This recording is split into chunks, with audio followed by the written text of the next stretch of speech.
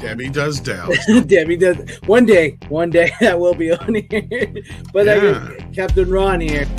Welcome to America's Hottest Talk Line. Guys, hot ladies are waiting to talk to you. Vinegar syndrome.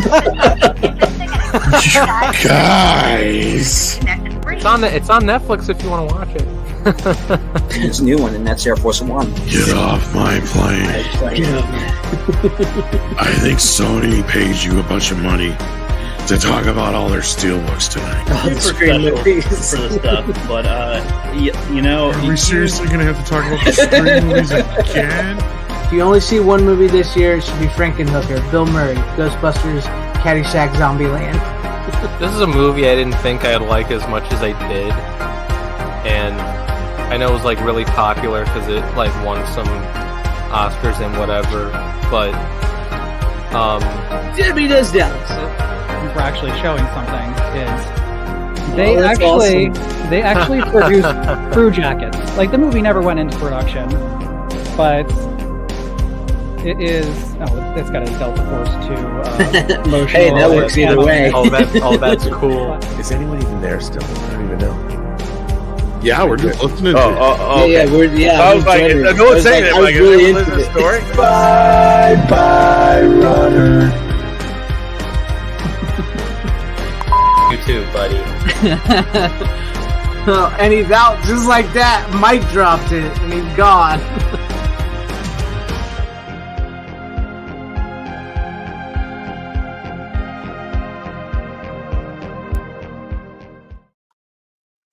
Hello, fellow warriors. Welcome back to the Physical Media Show here live on FanZcene Vids. And with me tonight are my cohorts in physical media crime, Rookie Critic, and Tom from Midnight's Edge After Dark, Midnight's Edge Radio. How you guys doing? Doing good. I thought Tom was gonna go first. So I waited. Nope, slow. You're slow, old man. Rook's like, I don't want to talk, but what do I say? I wait until, the right moment. Mm-hmm. He's always there. It's called being a diva. He's a gentleman tonight. I'm a diva. He's gonna wait for the right opportunity to strike. Yes, sir. But I'm glad to have you guys here tonight and everybody out there watching. Let's say hello to a little bit to the people in the chat before we get this started. We have Auto Whack, which I love that name, by the way, sending us some VHS love. What's up, Auto Whack? Random Brad sending us good vibes as always. We got Heather Preston. Hi, Heather Preston. How are you? We have Style Section. Yeah, let's go. We got that. We got Doba Fett. Howdy. How you doing? We have Ace Hanlon saying let's go. And then we have Dalton B saying cheers to you. 4K Cinema, hello. Tyrell 72, good evening to you as well. Duck Nation, hello to you. And Corley and Rogue, how are you? Glad to have you guys here with us tonight. Make sure you hit that like button, share out the link, and tell your friends about the Physical Media Show, because this is the place to be on Wednesday nights. So as far as new releases go, what do we have on tap? Well, go ahead. Let's see here. I was just going to say, I actually saw a movie in the theaters. Oh, yeah. If you want me to talk about that real quick. Because I'm interested. Yeah, I just got back I literally just got in the door, grabbed my movies. I even thought we had a special guest tonight. That's not till next week, but I'll let Greg talk about that in a bit. But I just got out of the theater to see Godzilla -1. Holy shit. Amazing fucking movie. Pardon my French, but might even be one of, if not the best Godzilla movie yet. Holy cow. That's high praise. I know. I'm still trying to register it all in my head. I literally missed the first. Oh, hell, by leaps and bounds, man. No, what was I going to say? I missed the first 5 minutes, so I feel pissy about that. Because I'm sitting here, I was running behind because of fucking traffic. And 2 stops I had to make before I left. And of course, they both had like long ass lines. And the one that really pissed me off is I waited in line forever at Culver's just to get 2 pieces of fish. And they told me it was going to be $10 for 2 pieces of fish. And I told them, go fuck themselves, basically. I didn't say that. I didn't say it like that. I said, well, that's how much? I'm like, screw that. And I left. And I was pissed more so because I just waited in line forever. And I was already, running behind. Right. And that kind of shit. Because the other trip I had to make and it took forever to get through a line there. And then, yeah, traffic slowed me down. But anyway, so I've missed the first 5 minutes. This is the first time in an AM or Marcus Theater, or any theater for that matter, where they didn't have 20 fucking minutes of previews or something. Right into the movie. Go right They into got it. right into the fucking movie, evidently, because I walk in at 5:04. The show starts at 5. And I'm like, they're already into this thing. I'm like, son of a bitch, Godzilla's They're already here. There's nothing good Like, coming what the out fuck? soon. You don't need to worry about that. But I'll tell you what, don't worry about going in and being like, oh, is this never going to have Godzilla in it? Oh my God, Godzilla is in this thing almost from beginning to end. There's moments without him, but great. Oh my God, is it great? Oh my God, is it great? The effects are good. The whole setup is good. The main premise, without giving too much away, is starts off with this kamikaze pilot who fakes a engine issue so he can go back to an island because he knows they're doomed. That's the part I missed, I guess, but I just gathered that from the way the story went on. So he's at this island, and that's where I walked in. And all of a sudden, Godzilla comes up out of the water, and he's just little Godzilla. He's not like huge. I mean, he's big, but he's not like huge. He's probably almost about the size he is, and a little bit smaller than the Matthew Broderick one, because like he's just about the size of like just bigger than the T-Rex kind of thing. So he comes on the land, and they're on this. What it is this island full of the pilots who fix the planes, and so they tell the kamikaze pilot to get his ass out there and get in the plane to shoot at Godzilla, but he has like fucking stage fright. And Godzilla just demolishes the whole fucking place and them, and him and this other guy are the only survivors. And of course, he's dishonored because he didn't do what he was supposed to do, and they feel like if he would have just killed Godzilla, then everybody would have survived. But of course, the military lied about it and said that the Americans attacked. So then he goes home, and home's devastated, of course, from the war. He finds out all his family's gone and all this other stuff.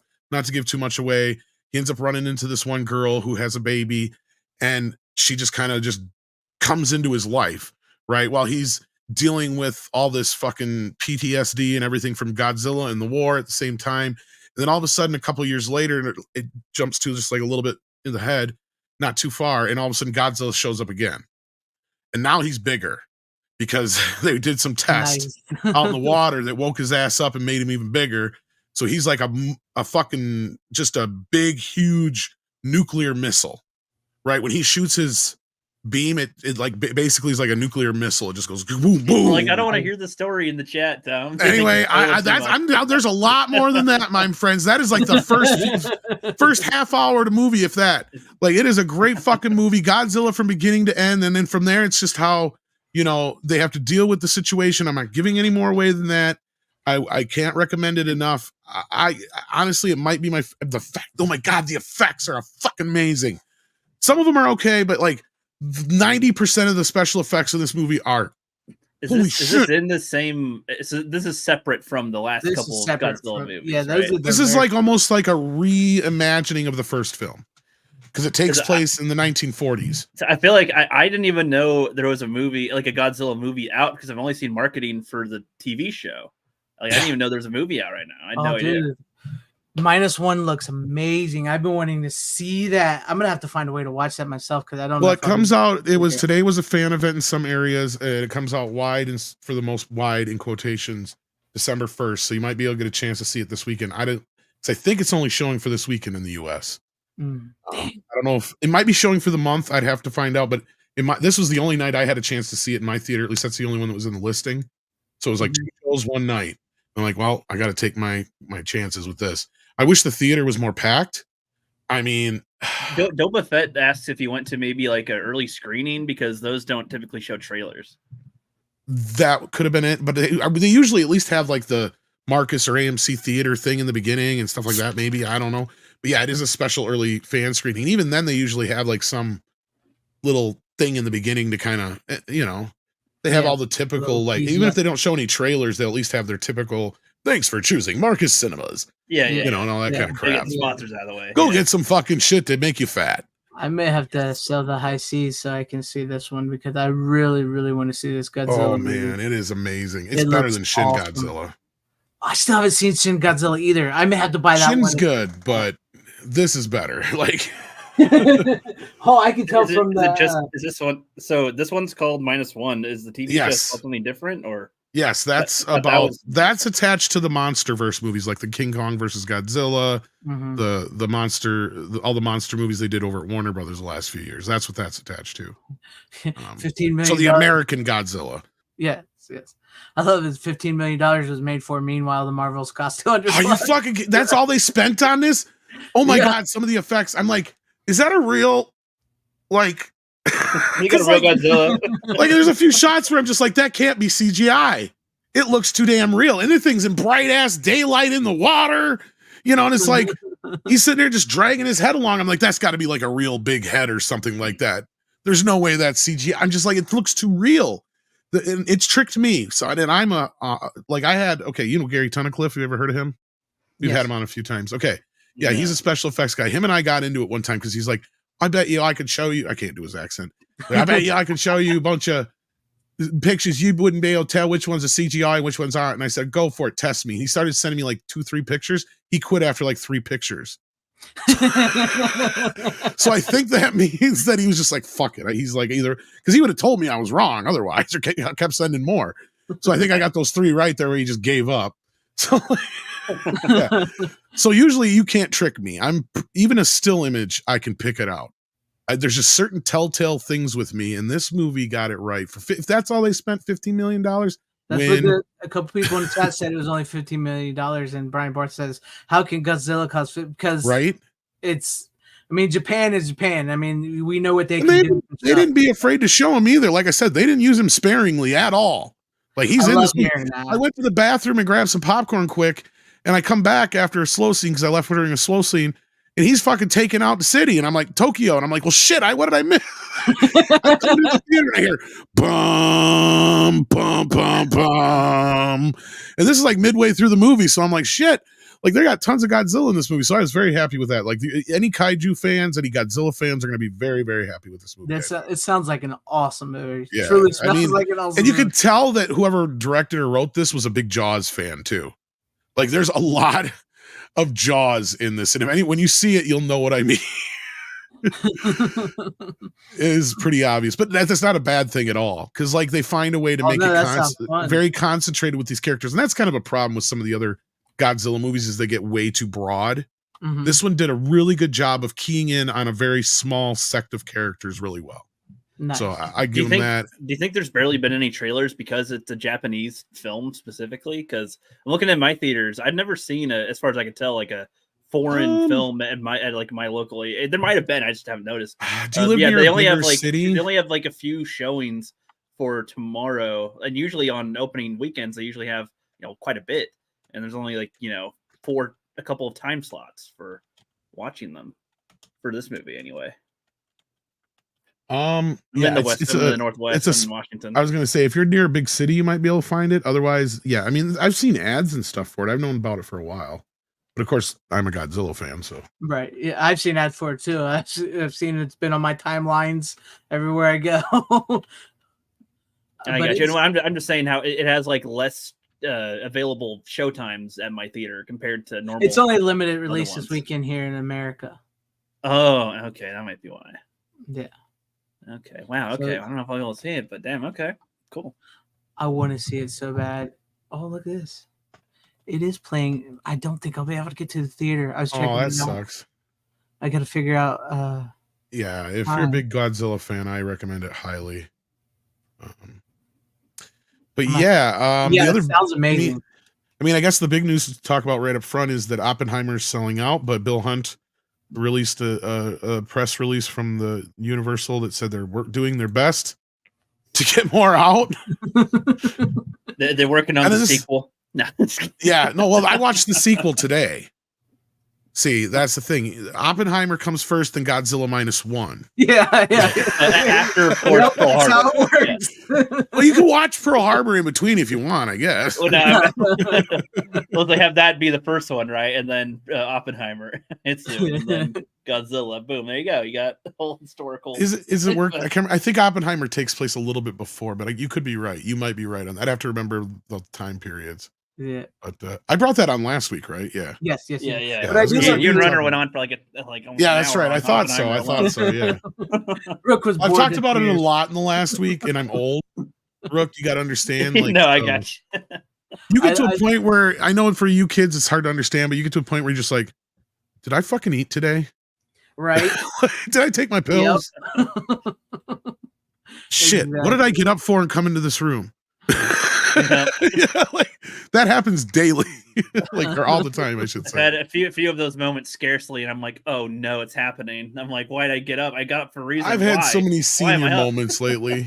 Like you think like, oh, I got this in the fridge, and you go in there and like, where the fuck is this? Oh yeah, I ate that a week ago. That's gone. It's poop now. It's poop now.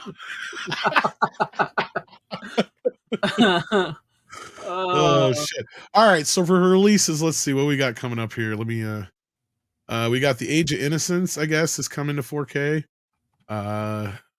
Let's see here. Hot Tension is coming to 4K. Whatever that is. I've The never heard new of that Doctor one. Who special for those who can't wait comes out December 18th, That just makes in me- time for Christmas. I was actually a fan of Doctor Who. Legitimately, I The stopped. new one though.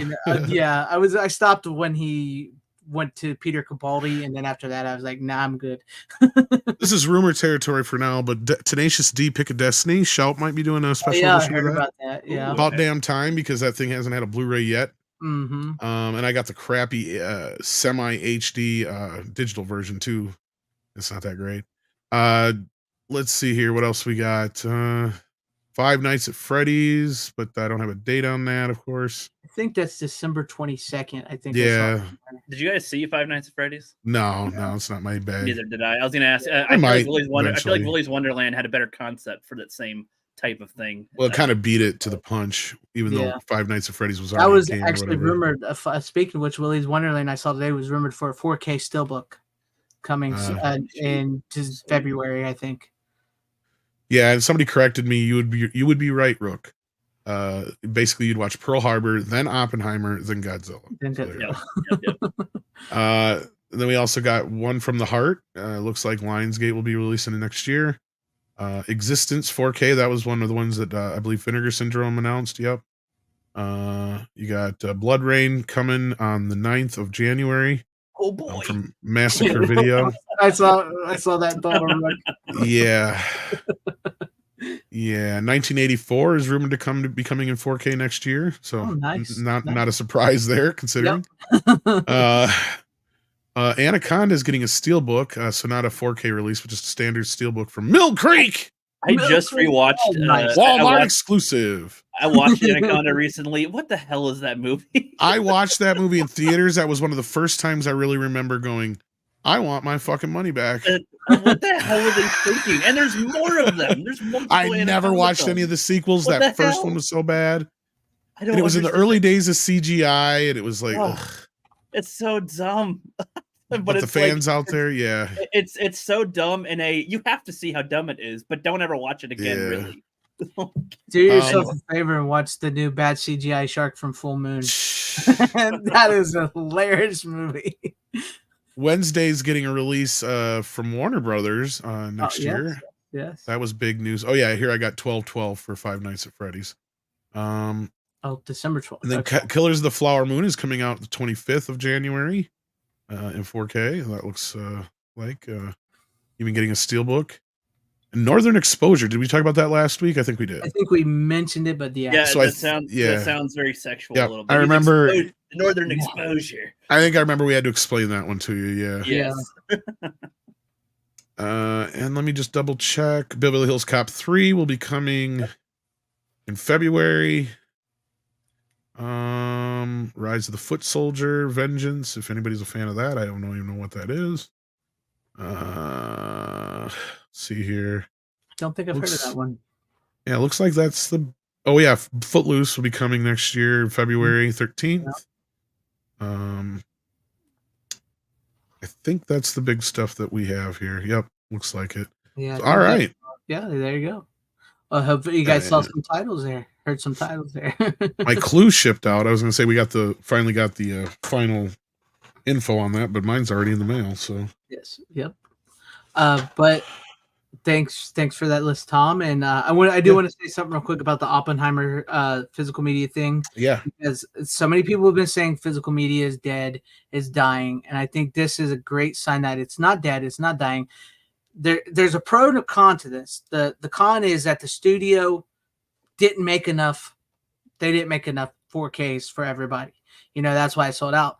But the pro is that so many people want this and they bought it, that now we're going to get more, and maybe that will send a message to them that we still want physical media. It is still one, it's still needed, it's still out there for people to get, that people still want that. So I think it's a little bit of pro and con, but I'm excited. I do love that they said that it is the best quality picture for home entertainment. So all you streamers out there, remember that. But that's what I wanted to say on that. And also, next Wednesday, December 6th, barring no problems or complications, we will have Andre Gower from the Monster Squad live on the Physical Media Show talking about the new Monster Squad 4K. So put that on your calendars. Get ready, because I have confirmed it with him. He said he put it on his schedule. I'm going to email him again this week to try to go over some stuff with him and let him know when I'm going to send him the link.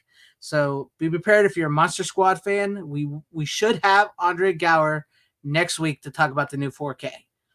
So there you guys have that. With that being said, who wants to go first tonight? Because I don't have very good movies except for one. I can kick it off if you want want. to kick it off? All right, go ahead. All right, I brought in an old classic that I want rewatched, Jumanji. Jumanji. Love this film. I loved it when I was a kid.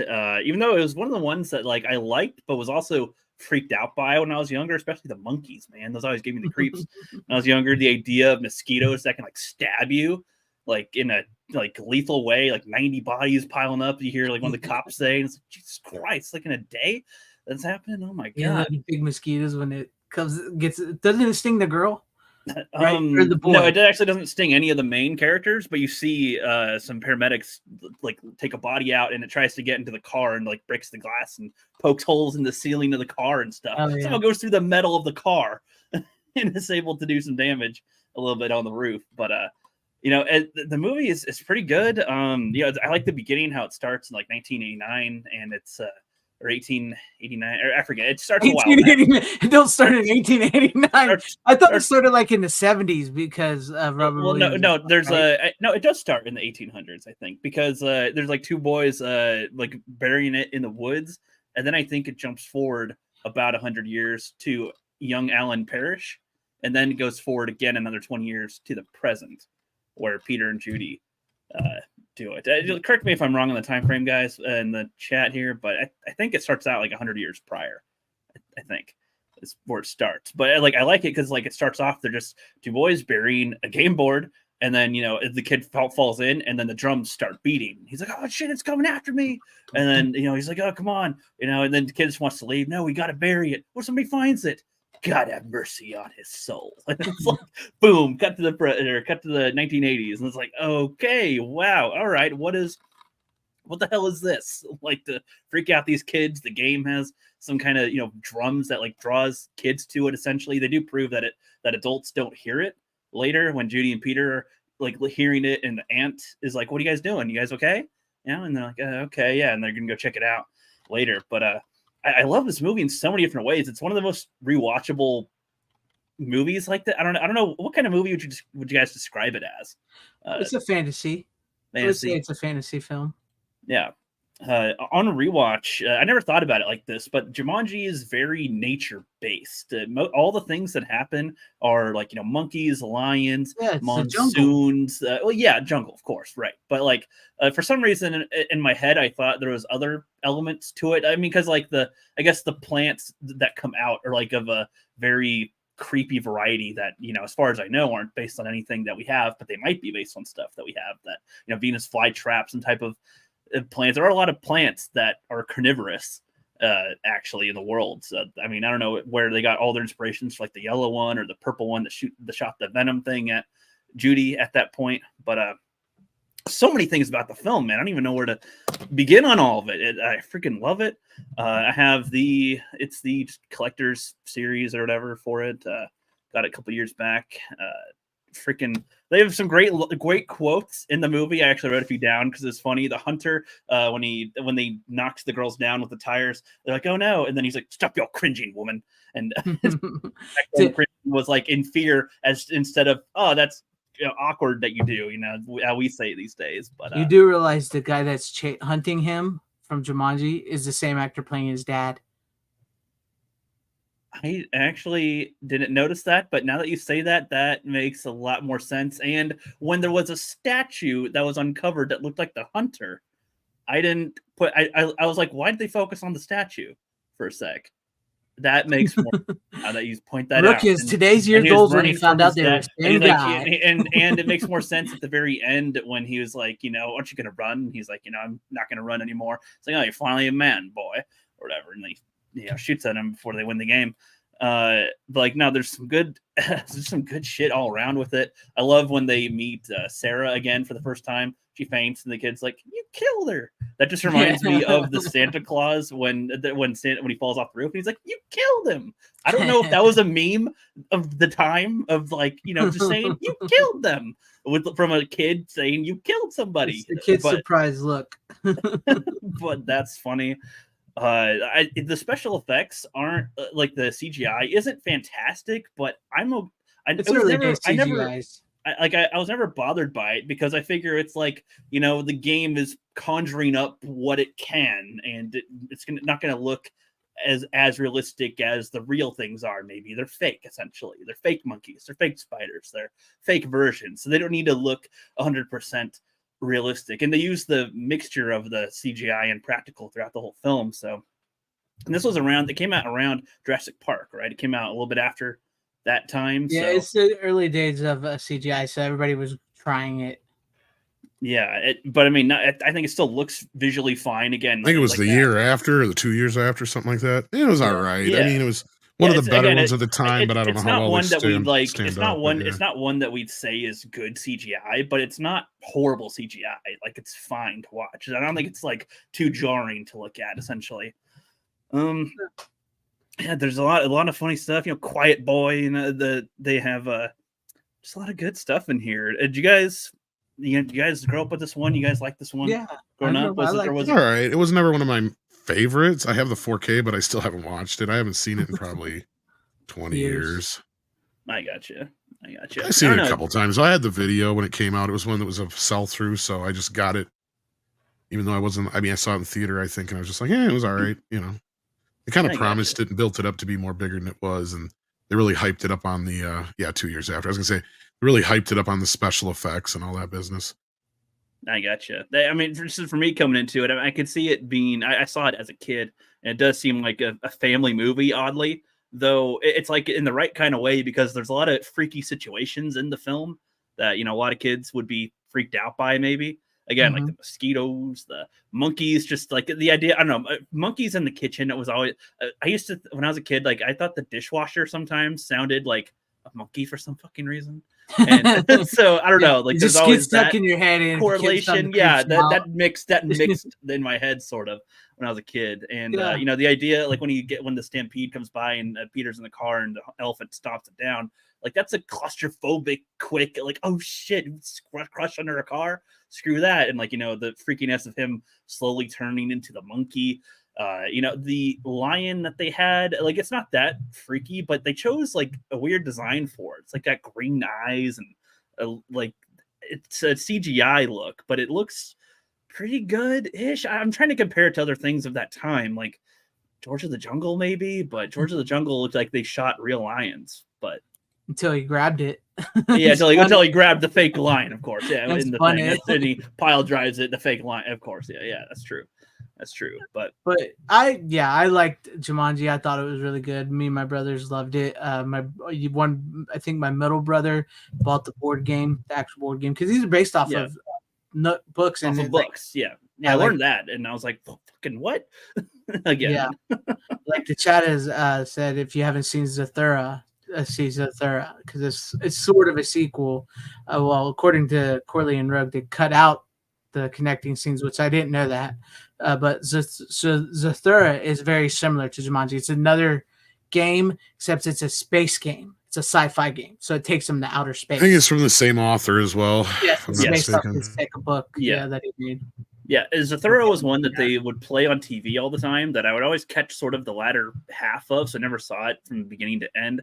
But yeah, I liked that concept because it is the same to me, that's like the concept of Jumanji, but it's with the space themed game. So instead of conjuring nature elements like lions and monkeys and stuff, it's doing robots and aliens and space related things. So I think that's a good way to do if you wanted to call it a sequel, you could, but you also don't need to call it a sequel. It's just doing the same premise essentially.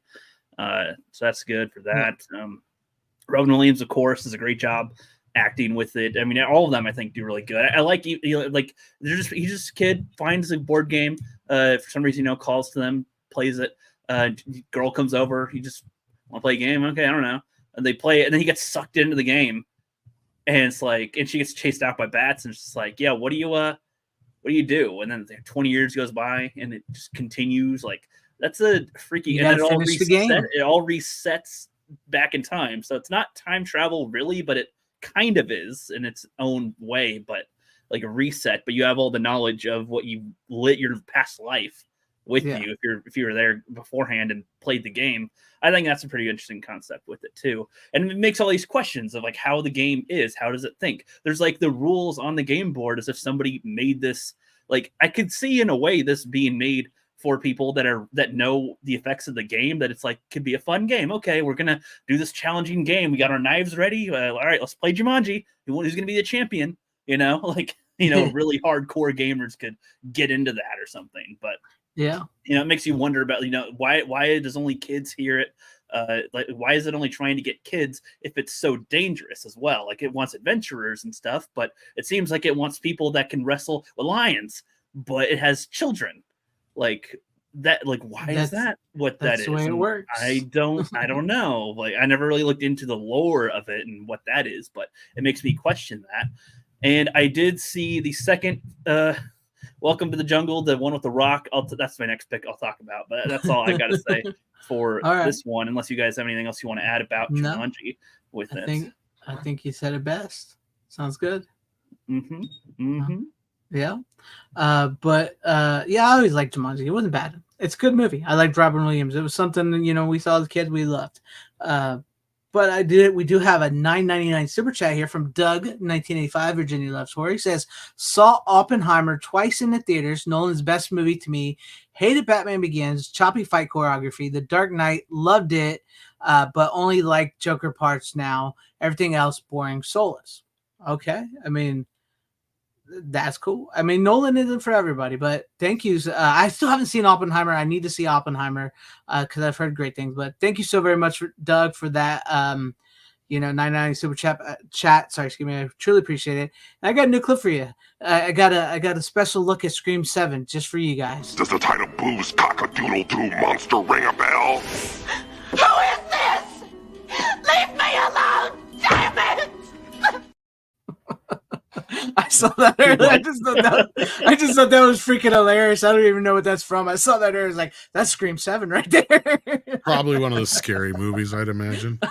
Either one of the scary movies. There was a couple of other movies, I think, that had telephone-based like premises, I think, where there's like a killer calling them. Everybody copied it. That was one of the there's a couple that were on TV that I've seen. Yeah, that kind of reminds me of one of those. From it. That looked like a 90s thing that based on the film style to me. So, but let's go to you, Tom. What do you got for us for your first pick of the night? I have a little Thanksgiving leftover here, sort of, kind of. I mean, it's not really a Thanksgiving movie per se, but it is. This came up for sale just before Thanksgiving. I'm like, Beethoven. I haven't seen Beethoven in 10, 15, 20 years at least, not more. And yeah, it's a cute little movie. I mean, yeah, it's a kid's movie. I mean, watching it now, does it hold up? For the most part, there's some stuff that's still kind of cringe now. But, especially puppies, cute. Isn't that cute? Puppies. Well, not just that, just like dog smart. Just how smart Beethoven is, and just how convenient certain things are. Beethoven. But it's a kids movie. It's a family movie, so you kind of forgive some of those things. But it's still got some belly laughs in it. Of course, produced by Ivan Reitman. It was just it was a fun little nostalgic trip back. No special features whatsoever. The movie just starts right up. There's not even a menu. Is it like no trailers, nothing movie or something? No, it's Universal. Oh, really? And it's only 2.0 stereo, which is weird. You would think Well, maybe not in 1991. They probably didn't. You'd think they'd do a little movies, something so, better for yeah. that. Yeah, I you mean, think. I remember that. But it's being a- Beethoven. Isn't Yeah, that but I another one that has like 50 movies now? Well, yeah, they've got like 5 of them, but the first 2 were pretty decent hits at theaters, from what I recall. I mean, the second one's not even been released on Blu-ray here. I remember in the more US. of the second one. That one's where they have the kids and they have the Home Alone style bad guys trying to. I say that as in they're just goofy, like trying to get the dogs, and they end up, a lot of shenanigans. I assume they get all muddy at one point. So they try to eat a bunch of food. I mean, I'm kind of surprised Shout hasn't put together at least a double feature of the first 2. I'm surprised. Yeah, Kinda like they that's- did Nutty Professor or something, Yeah. but like, yeah. No, I mean it's a good one for family and kids and kind of a Thanksgiving-y theme. I think there's like one part that takes place during Thanksgiving or whatever, where he eats the dinner or whatever on the table. Yeah. but- Yeah, I don't remember. Like I feel like most of his moments are meant to have either kids go, "Oh, how cute," or to have the dad go, "Beethoven, you Pretty got me much. dirty. Oh no, you ruined it." Yeah, but Charles It's like- Groban is great in that. So Yeah, Groban. like We I remember can't coming have into a the house dog. all muddy. He's like, "No, We and the can't dog- have a dog. I'm not a dog person. Yeah, Yeah. Grodin's perfect for that part, right? Like, Yeah, he is. Is that the dad actor? That's the yeah, dad. yeah. Yeah, I like that. Yeah. I think. Oh, fun fact. Hold on, since you brought it up, I think the guy who played. Who's the guy? There's like an evil doctor, I think, or veterinarian in one of them. Yeah. The first one. The first one. I forget his name. I swear that he was like friends with my actual like doctor or something. It was like one of those random facts that I had in my head. It was either with Beethoven or with like Herbie, like something like, I don't know. It's my head is. I think it's more Beethoven though, because I'm thinking, yeah, it's like evil doctor. It wasn't a huge role, right? It's like in it for a little bit. Right. No, he's the main villain.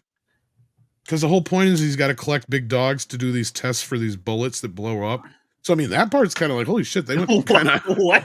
dark. Yeah, no, there's I that don't part- remember that at all. What? Because that's the whole reason they were like robbing the dogs in the first place, and that's how Beethoven got loose. I can't remember the one guy. I think it's Stanley Tucci. Yeah, Stanley Tucci and Oliver Platt play the bumbling Home Alone style Yeah. bad guys, and they're kidnapping dogs for this vet because he does research for money under the table for, I'm sure, chemicals and, like in this case, bullets to test these bullets. Of course, they want bigger dogs, so they start going out looking for bigger dogs. And yeah, he fakes Beethoven attacking him so that the family, gives him over to the vet and all that shit and stuff. Yeah, it's probably that part. I don't remember. I'm trying to remember who was the bad guy in the second film. I haven't seen the second one. But you even got David Duchovny in it too, which is funny. Really, there was a 26-year age difference between them and that. I didn't know that. Really? Well, that I makes did- sense because I mean he recently passed, and I didn't realize how old he was. Yeah, he looked pretty good for his age up until recently. I he looked guess. pretty good. Yeah, for a long Yeah, time. He yeah. kind of just looked. He's one of those guys, kind of like Steve Martin, who just looked eternally 40. Right. I don't think Steve Martin aged after he hit 40. Yeah. 60, then they finally start looking a little bit older or whatever. A Then, little like, bit. yeah. Yeah, I Like, remember yeah. liking the first Beethoven movie. I thought it was pretty good. I haven't seen I it in like the years, second though. one too. Yeah, I It's haven't been seen years it in since I've years. seen it.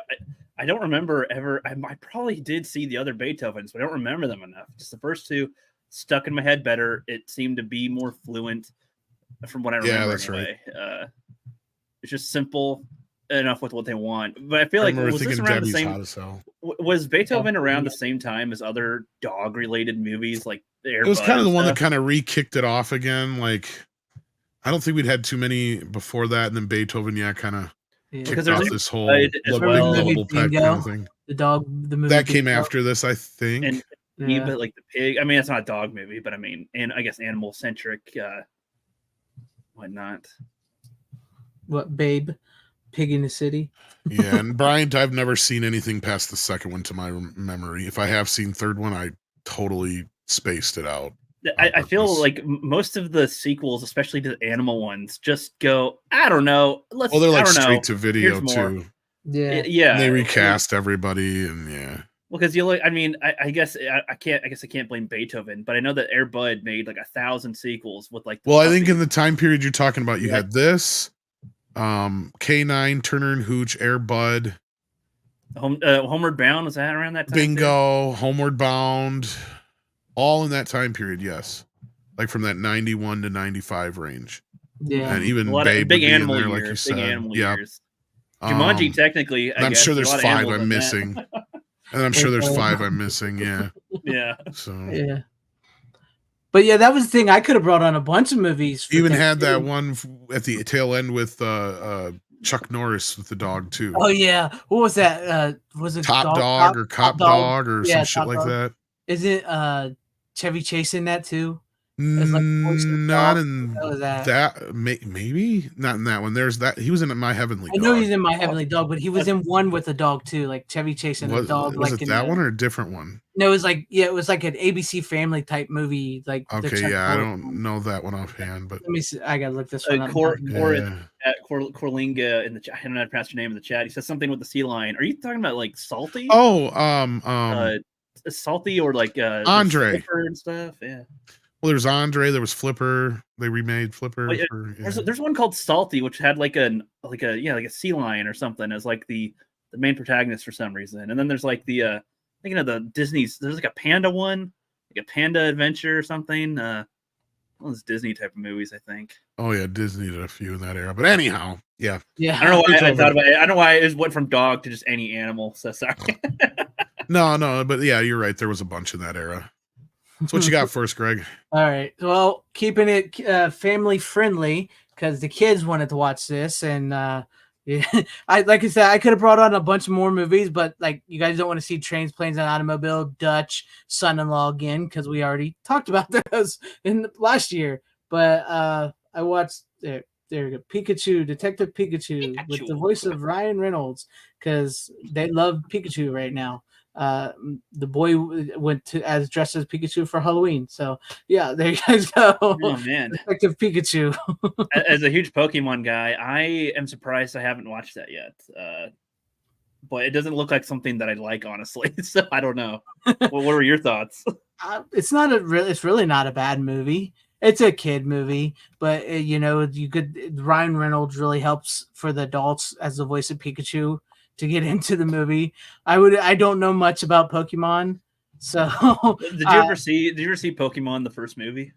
No, because I feel like if you were to watch the Pokemon first movie, I think you'd actually probably like that more than this live action one. Because even though it's a cartoon, like there's a lot of emotional things that they do pretty well in that, and the only Pokemon that talks is the one that's supposed to, and it's and they, never mind. Yes, we go into lore there. I'm not a big Pokemon guy. I thought I was born of the perfect era for Pokemon. I am the generation it targeted, and when it first came out, I'm a mid '90s kid, born mid '90s. That was my shtick.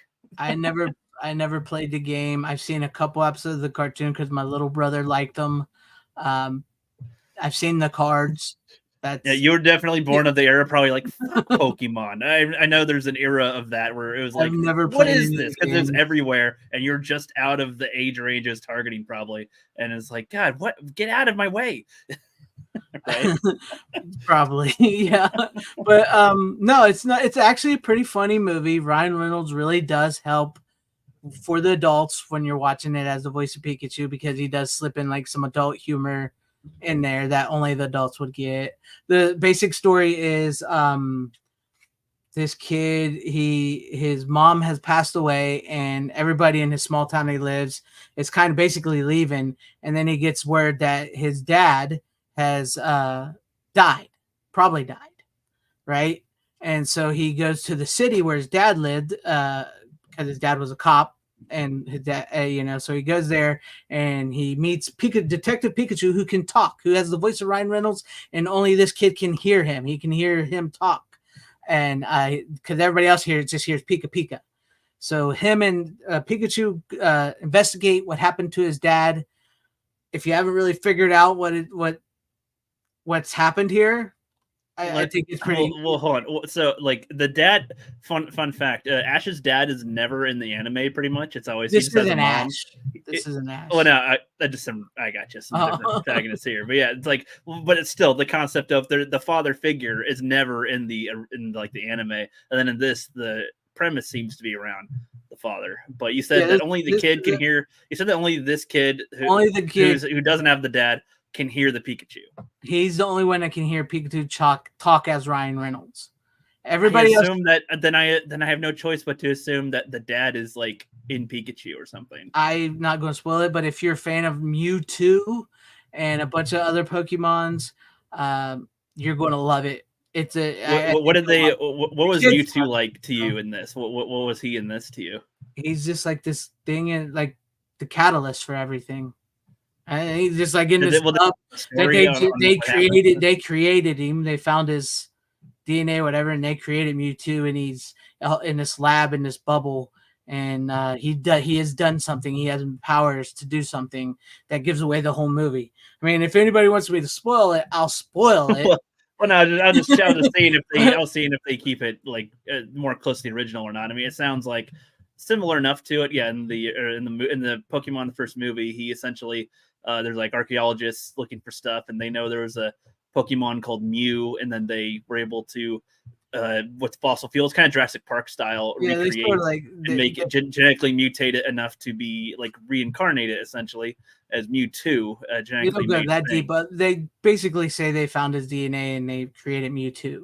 That's basically all they say because he's in the lab when the movie starts. This is what I'm saying. As odd as the cartoon might be, I feel like it has a better plot already though with what it does. You have to I don't know, but, I know the kids loved it. I got the four for them. The kids loved it. They love Pikachu. Ryan Reynolds is the movie's not too bad. It's got a pretty decent cast. It feels a little 2000s ish, like early 2000s ish, if that helps with anything before like the whole wokeness stuff. I mean, there's a little bit of wokeness in this, but you wouldn't even notice it really. Yeah, there you go. It's like I said, I don't have great titles tonight because a lot of the stuff I watched, I already brought on. I feel like you're going very gentle on it. I feel like you're going too gentle on it. If there's anything you want to bash about it, please. I will. That is fun. You didn't hate it. It's just I would. It's not something that's. I would watch it again if the kids wanted to watch it again, but it's not something I'm going to rush to put in the player.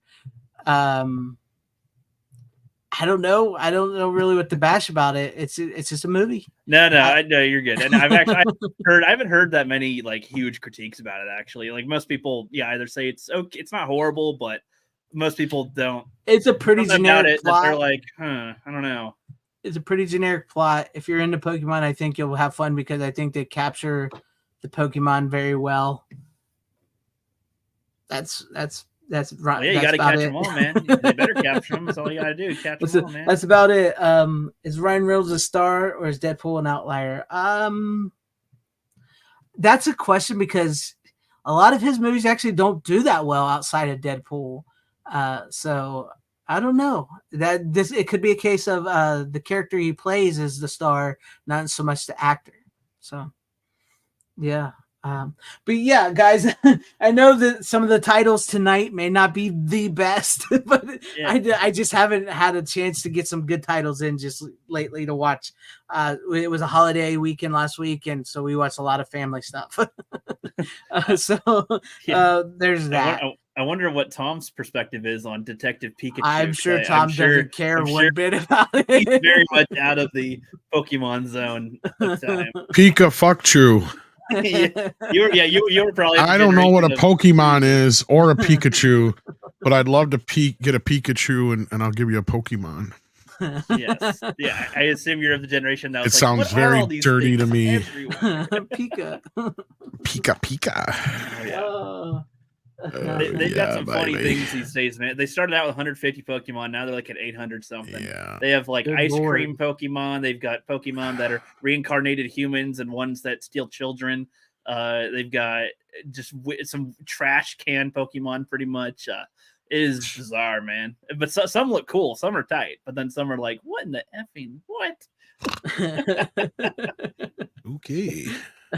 All right, well, we can move on from that. Like I said, I did that's probably my worst pick of the night for people watching because I know, like somebody mentioned chat, I know you guys come here for the good stuff like Debbie does Dallas.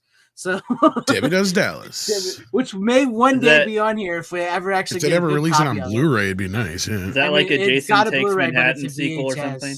No, Um, you really don't know what Debbie Does Dallas is, do you? I only know that you guys say it Oh, in the you intro all poor the time. sweet It's a I have porno, idea man. what that is. It's It's one of the most famous pornos ever. yeah. Oh, I thought it was Backdoor Sluts Night. Can you see the age? That's the generation gap right there. Mm-hmm. Right there. Back in our day, you couldn't even call a porno that. Right? Like, right. It was an adult film. you could be cheeky, but you couldn't say like Backdoor Sluts too. Like the movies now are like not even inventive, just like suck my dick 17. Exactly. Okay. There's a little more class at that time. I gotcha. Sure. They were actually filmed. Deep When Throat she's is getting- probably the closest to just being like as fucking straightforward as you can be. When she's Right. getting railed, everyone else is drinking champagne, okay? But it's pertinent to the plot. It is. It is. You're not wrong. It even has a theme song. Yep, it does. Oh, the good old days. Yeah, but there you guys go. That was you're probably only really going to like one title I have tonight. So, but let's go to you, Rook. What do you got for us? Because it's your turn. Oh, look. I went and watched the second, well, they're calling it the second Jumanji. Though honestly, if they didn't say the name Jumanji in the film 1,000 times, you would have no idea that it's related to Jumanji, to the first one. I'll be curious what you guys think about it, because I mean, just watch it for the first time after just watching the other one. It's like, it's not good, but it's in terms of like a sequel reboot-ish sort of one, sort of lightly connected to an old one. It's not one of the worst. I mean, we've seen ones that do damage. This one doesn't damage anything. It's just so loosely connected to the other one. It's kind of like, why'd you even call it Jumanji? Like, why is this even the name? Franchise. They just need to make money. So let's Yeah, do a movie that's sort of like Jumanji. Why don't we just do a Jumanji sequel, make it a video game? They could just call it Welcome to the Jungle, honestly, and that would have been a better title for what the premise is. Because like, it doesn't really have anything in common with Jumanji. There's one reference to Alan Parrish for like 1 second. I blinked and I almost missed it. I was like, it's did the they just say jungle his he name? lived in. Yeah, but I'm like, that doesn't make any sense, because in the other film he says he lives in like the deepest, darkest jungle, and the way that they have the plants. Why would they match stuff, up with the original film? like the way that they show things in the first Jumanji makes me think that he wasn't in a normal sweet jungle, like, you know, with I guess by comparison hippos and stuff. It seemed like there was, you know, plants that try to eat you, and like, you know, giant spiders and other things around that are in there. Like it's more on like a Skull Island type of a world or something is what I kind of assumed, you know. But this one takes it like, oh no, he was in just a normal jungle with people too, and I don't know, that was a little odd to me for that. But I'll tell you, the best part in the movie was the Karen Gillian dance. That's the best part of the movie. Yeah. Other than that, Definitely. it's a pretty generic movie. It is very generic. That's how I describe the movie, as generic. It's not like horrible, but it's not good, and it feels very plain. And with The Rock and Kevin Hart in it, I'm just kind of like, I don't know. It doesn't necessarily work for me the way that they are in it. I don't know. They're not that funny. They're not. They don't have the star power. Doesn't really work for me. I don't care. So that doesn't really work. But the beginning of the movie really annoyed me with it, because like they find the game board. The kid finds the board, but it's not. You don't hear any of the drums when he finds it. He just finds it, when it seems to usually draw people to it, like draw kids to it, based on the first film. And so he just has it and like, okay, whatever. And then he sets it down. This is within the first 3 minutes of the movie. He sets down the game board, and then he just goes and plays video games. And the camera zooms in on the game, and it makes it imply that the game is like, hey, I'm jealous. You're playing a video game, not me. And then it transforms overnight into a video game. And then the kid does it, and he gets stuck in the game. And then they don't tell you that time has passed since then, but you go into the future for a little bit. Spoilers. And, you know, and then these new kids play it. They're all in detention. Go figure. The way that they have the nerdy kid is not what I'd call creative in any fucking way, or even You know how they show nerds in the 80s? I prefer that, or even the 90s. But the way they showed this kid was like an AI just made this, is how I see the kid as, because I'm like, this is just I don't know anybody that's like that exactly. They have him like delay his fear, but I don't know if that's intentional. Like his mom comes in and he's on the computer he's not doing anything obscured, and she comes in, hey, and then he just like a full second or two after she says hey, he's like and I'm just like, what? And then he sees a squirrel later, and then it like scared him, I guess, and like after it cuts to the squirrel and then cuts back to him, then he goes and I was just like, was that like delayed? Did they not edit this right or something? Am I missing? I don't know. So there's a couple things that stood out as weird in the beginning to me. And the mom did awful exposition for that character too. She's like, don't forget to take your EpiPen and your things, and the world's dangerous and blah, blah, blah. I'm just like, what the fuck are you doing? What mom talks to their kid just randomly like this? Like he's going to school like an everyday thing. What do you like? Why are you? I don't know. So that was kind of annoying. Most of the jokes weren't very funny in the beginning, especially the kids. I don't know. They really. I feel like they don't know what kids are in the film. Do you really think it's a bunch of 40-year-old, 40-year-old people? I've never seen this movie, but I love it. You want to know why? It's the movie that beat The Last Jedi at the box office. Oh yeah, that's right. Sweet, yes. Yeah. Yeah. Well, and then so just like there's like one of the Bethany, she's like the hot girl in it, and she's on her phone in class, and then there's kids taking a quiz around her, and the teacher's like, there's other people that exist around you. And she's like, yeah, but I'm done and I'm on my phone, whatever. And I'm just like, I mean, there are some bitches that are like that, but the way that they portray it, I don't know. I feel like they could have done, it's so generic the way they do it. I'm like, there's nothing creative here. Okay, whatever. And then when they get into the game, like into the jungle, it just looks like it's just a normal jungle the whole time. It's just a normal jungle. And when they had when they had the video game screen, again, it's like, do they know what video games are? Like, it's just such a lame depiction of a video game screen to me. Like, you look at old Nintendo ones and ones before that, whatever, I don't know, they look more fun than this. And in the age that they're in the 2000 whatevers, it wouldn't look like this. You fucking kidding me? Like, I don't know. What and I don't get how the game Jumanji transforms into a video game. That's so retarded already. Like, I skipped over that, like as if that didn't matter. That's retarded to me. Like, why would the game care?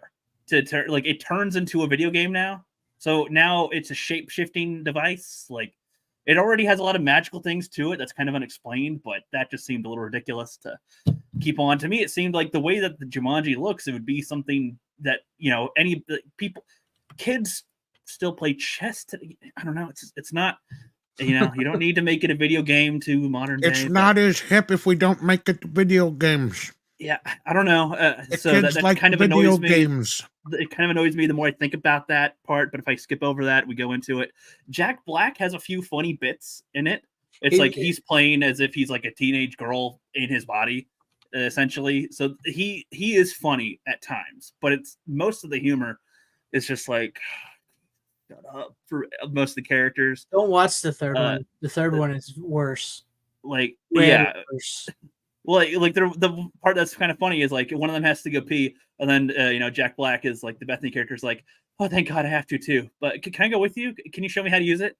Like it doesn't have a penis, but now in the dude's body, it's like that was a little funny for a second.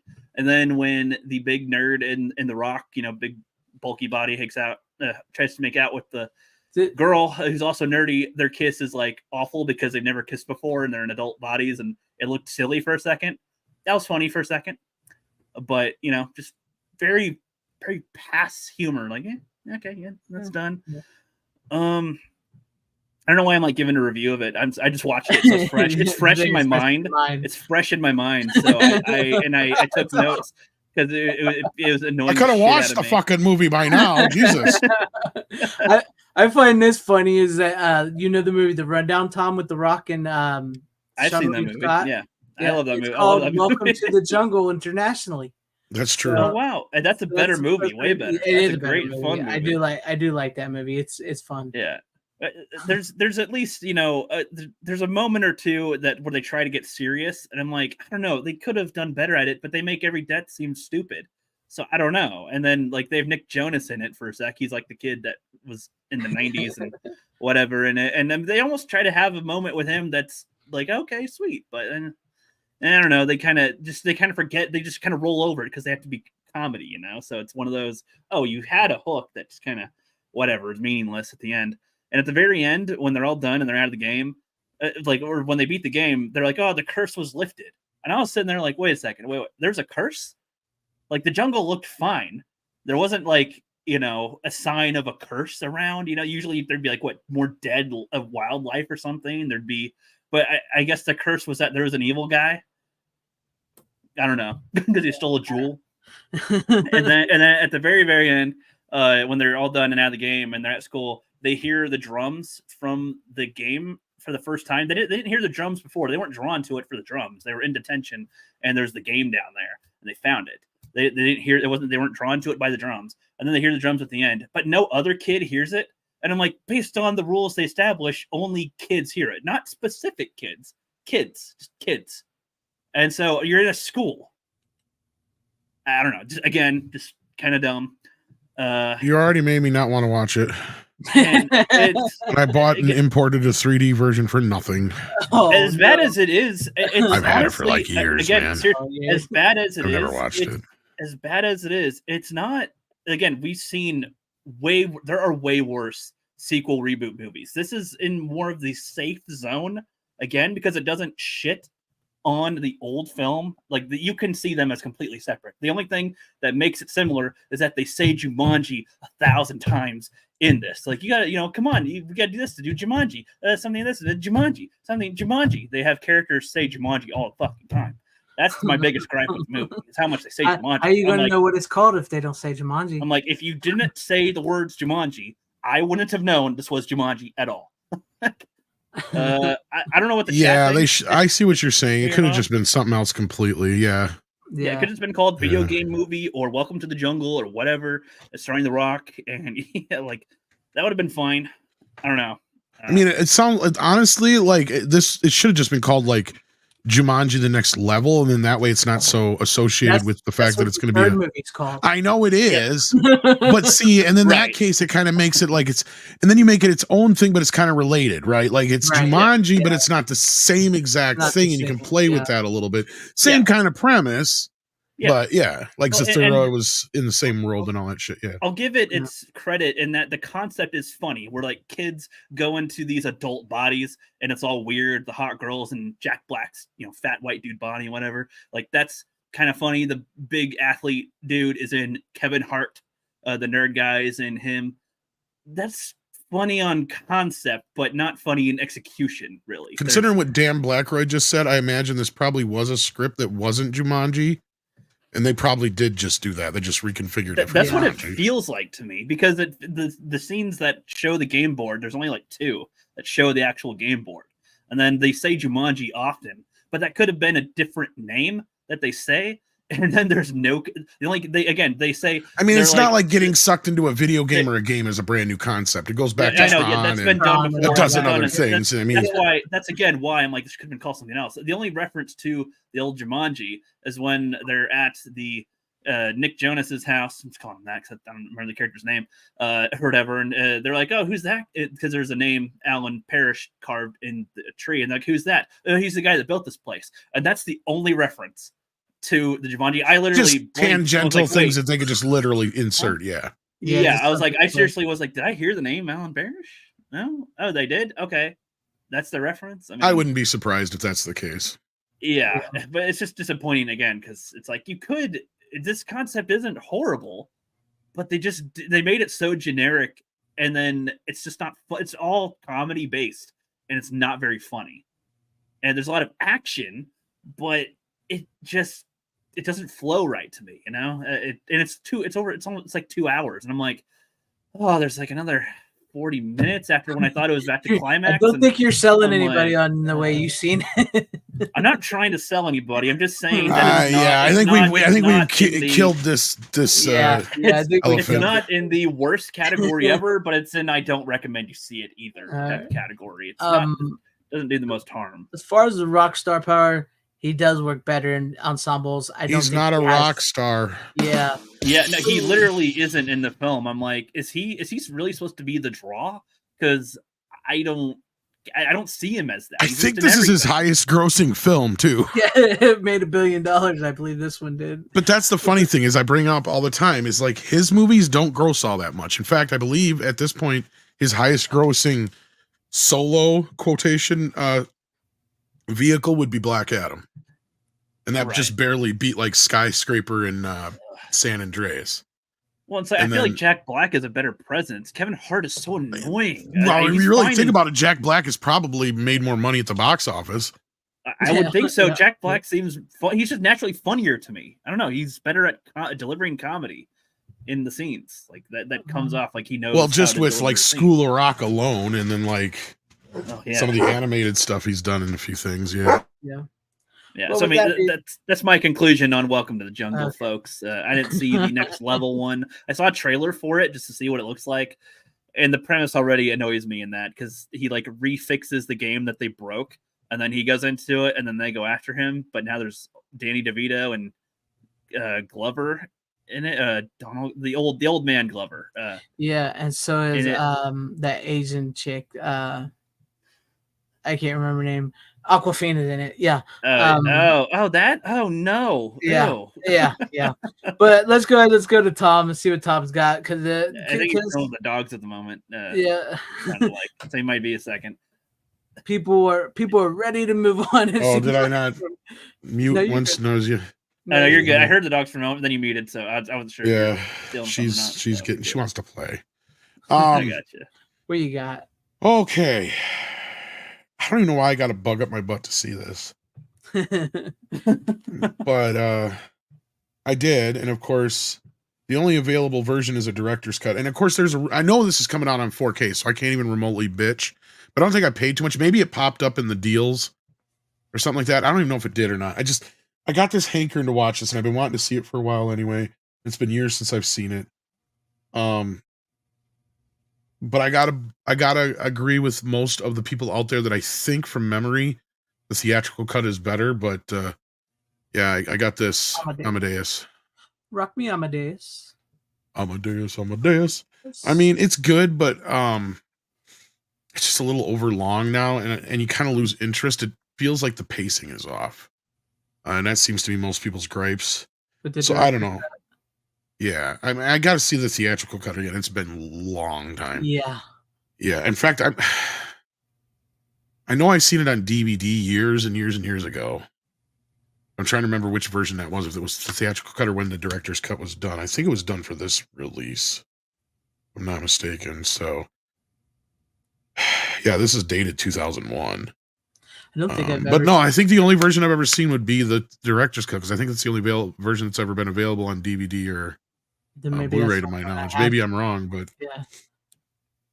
But no, it's a good movie. But Brian Barth wants to know: where can you find a theatrical cut? No place that I know of right now outside of. I don't know if it ever got a DVD release or not. Creative Means Double Fett said so. Oh yeah, it probably has gotten a version for cable. Would be my guess. But even people say whenever it pops up on streaming like Netflix and stuff like that, it's always the director's cut. Mm-hmm. So I don't know if maybe like you can buy the digital version of the theatrical cut, maybe. But at this point, I'm just gonna wait until it comes out in 4K. Yeah. And next year I think would be the anniversary anyway. Right. But this is 84, I think. I have not seen this movie in years. Well, so, refresh us a little bit. It says 84 Academy Award, but I thought it came out in 84. Was it 83? I don't know. Okay. 84. It says 84. Okay. Like it's spelled Salieri, or how you say his name. F. Murray Abraham plays him. Mm-hmm. It kind of goes through just his life story of dealing with the jealousy he had over Amadeus, and then Amadeus, of course, as we find out, is, even though he was this child phenom and wrote probably some of the most popular music of all time and operas and whatnot, was nothing but just like a drunkard playboy who was broke most of the time. And it just it follows his life and how he has these bad things happen to him. And I don't know how accurate it is. I'd have to go back and do some research, because I believe there was some debate on certain things in the film, even though there's like this big thing at the end where they say they went through great pains to be historically accurate. I think they mean more so about the costumes and the sets, which are amazing, right? Like, I mean, it's a wonderful cast. I mean, of course, if you love classical music, I mean, it's a great soundtrack, obviously. Yeah, of course. Yeah, it's 3 hours in the life of, another man remembering a man that he was so damn jealous of that he may have even played a role in the early death of. In a way, it's kind of the way the movie's kind of portrayed, even though it's kind of him near death himself, kind of trying to justify all the horrible shit he did in his life, in a way, explaining it to this priest. No, it's just an excellent film. I'm not sure what else I can say about the plot. I mean, really, you kind of just, like I said, you kind of just learn who both characters are. Like Salieri is like the composer for the king of, is it Germany or France? I can't remember. I'm horrible at history, you guys. So, you need that. When it comes to history, math, these are not my forte.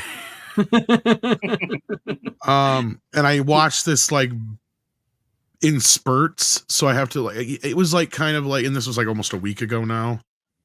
So like, yeah, it was kind of, you have to forgive me. It's kind of a fuzzy, like I watched half of it one night and then I watched the rest of it in like 2 different parts over like 2 days when I was dealing with some things. So I probably missed a few things too.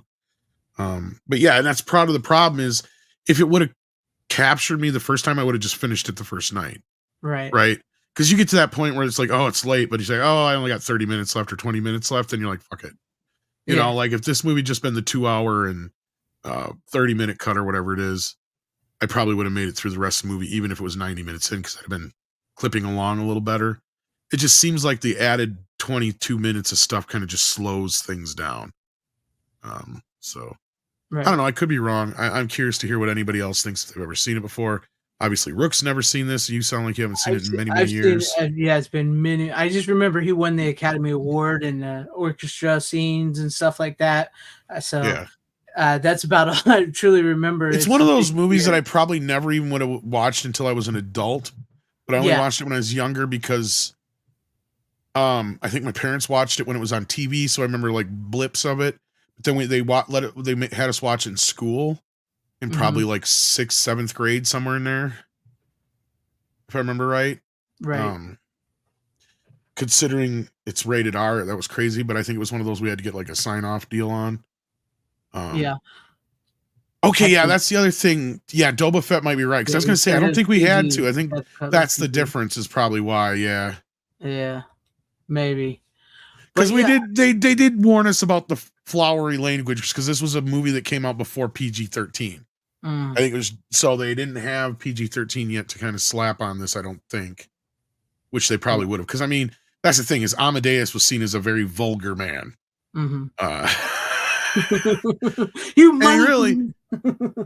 He was really just kind of like just a playboy and a goofball, and he loved dirty jokes. Right, kind of thing. And he loved to be hammy and goofy. Like there's a great scene between his wife, him and this other guy took one of his operas and made a parody out of it. And his wife is just appalled by it. And he doesn't seem all that bothered by it. Because he's got a sense of humor, right? Like there's that part of it too. And he's just the way he's portrayed in the film is really great by Tom Hulse, or however you say his name. Hulse. The laugh, though. I don't know if that was something that was based on reality or what, but that laugh, I tell you. Yes, Joey's got it. Very Bill Murray as a rock star. Or Robin Williams, like of his day.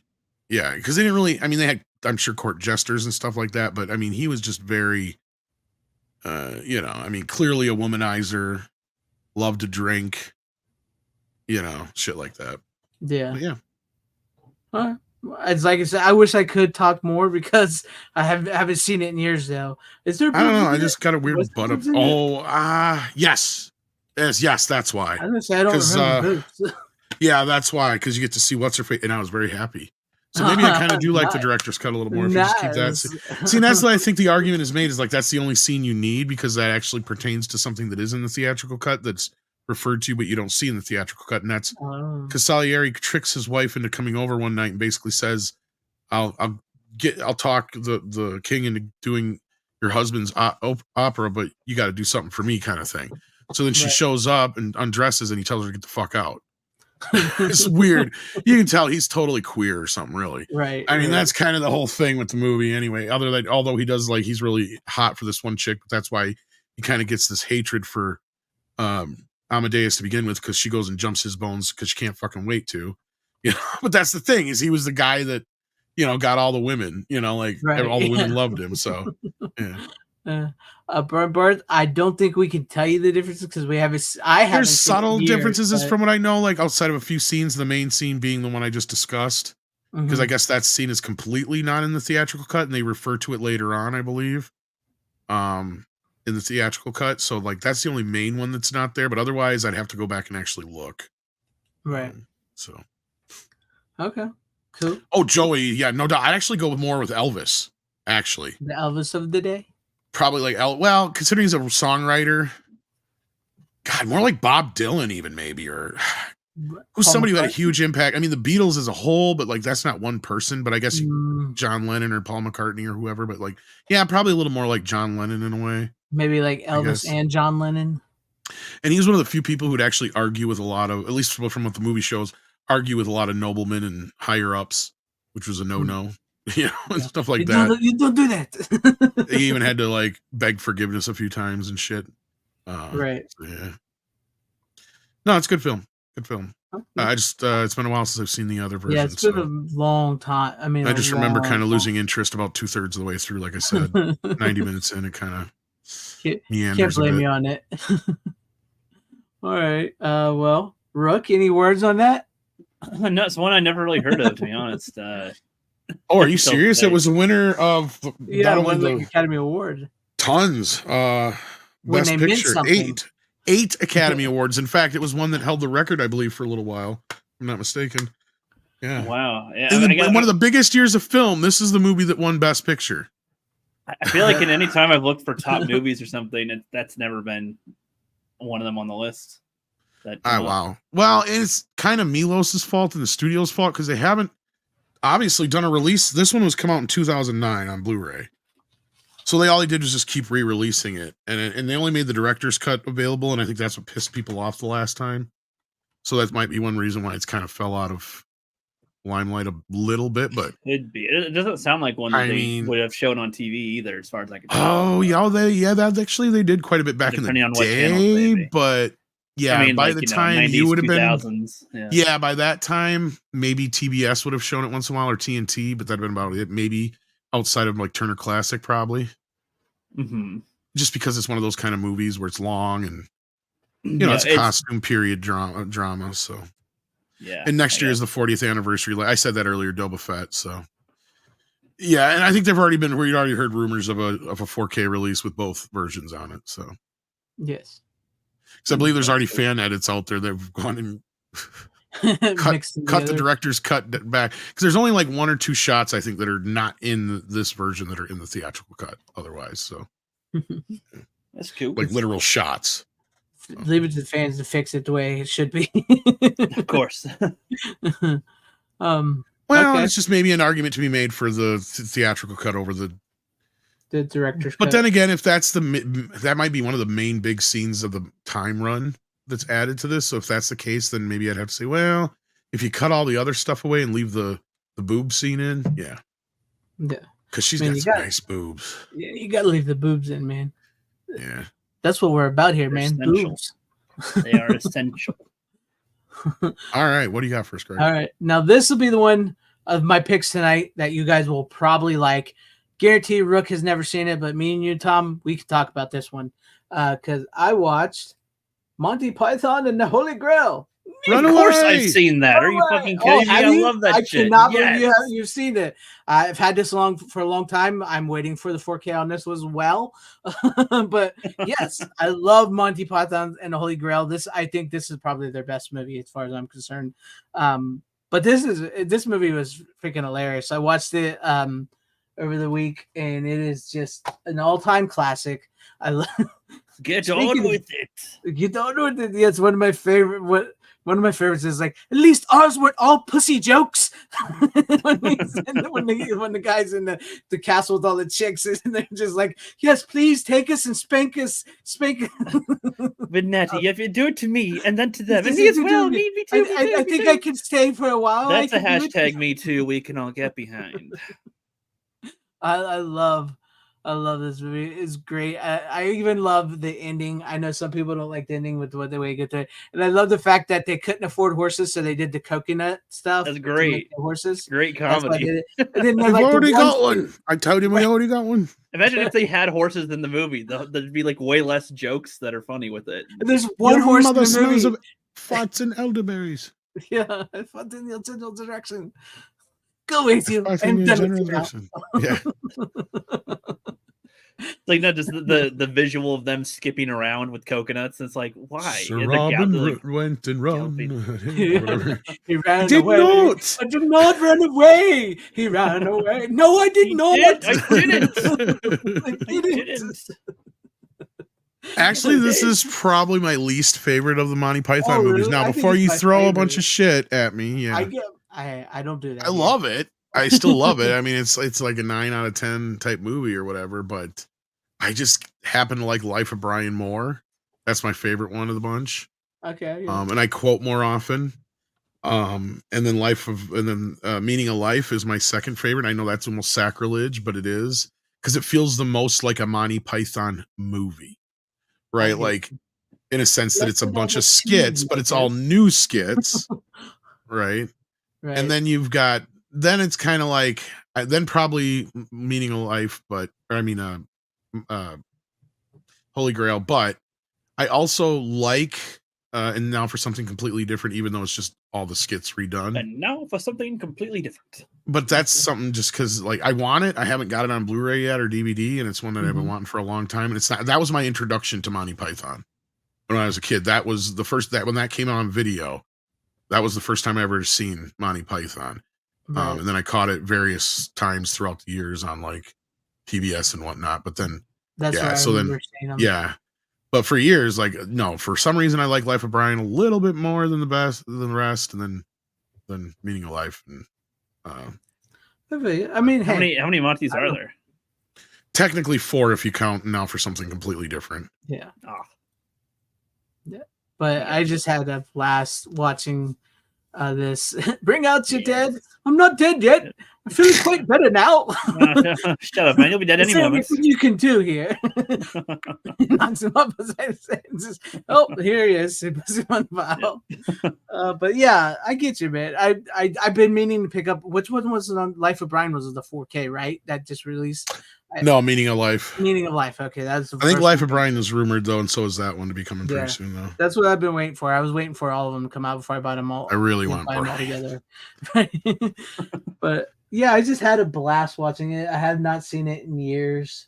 I mean, that one's good. And the other thing is it doesn't have as many memorable songs in it and stuff like that. That's my other thing with it. Like, well, yeah, they like do. Meaning kinda of have Life and Life of songs. Brian, I can really like tell you 3 or 4 of the songs of each of those. But this one, I couldn't. Outside of the Runaway, Sir Robin song, Yeah. there's not really Yeah. much that I And can then remember. Where the Knights is Camelot, Spam-a-lot. We use Oh, yeah, Spam-a-lot. that, yeah. But, I'm a lot. Yeah, that one's. Yeah, they those did ones do are- Spam a lot as an opera kind of thing. It's kind of weird. I have that on Oh, Blu-ray, but it's not like a ooh, movie.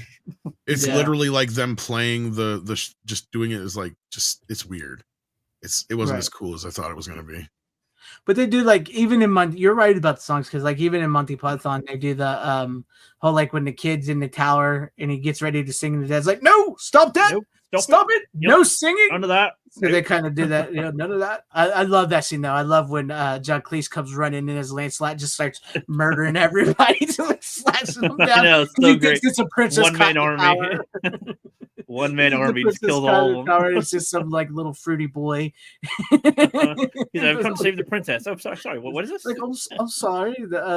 I thought she was going to be a princess or whatever.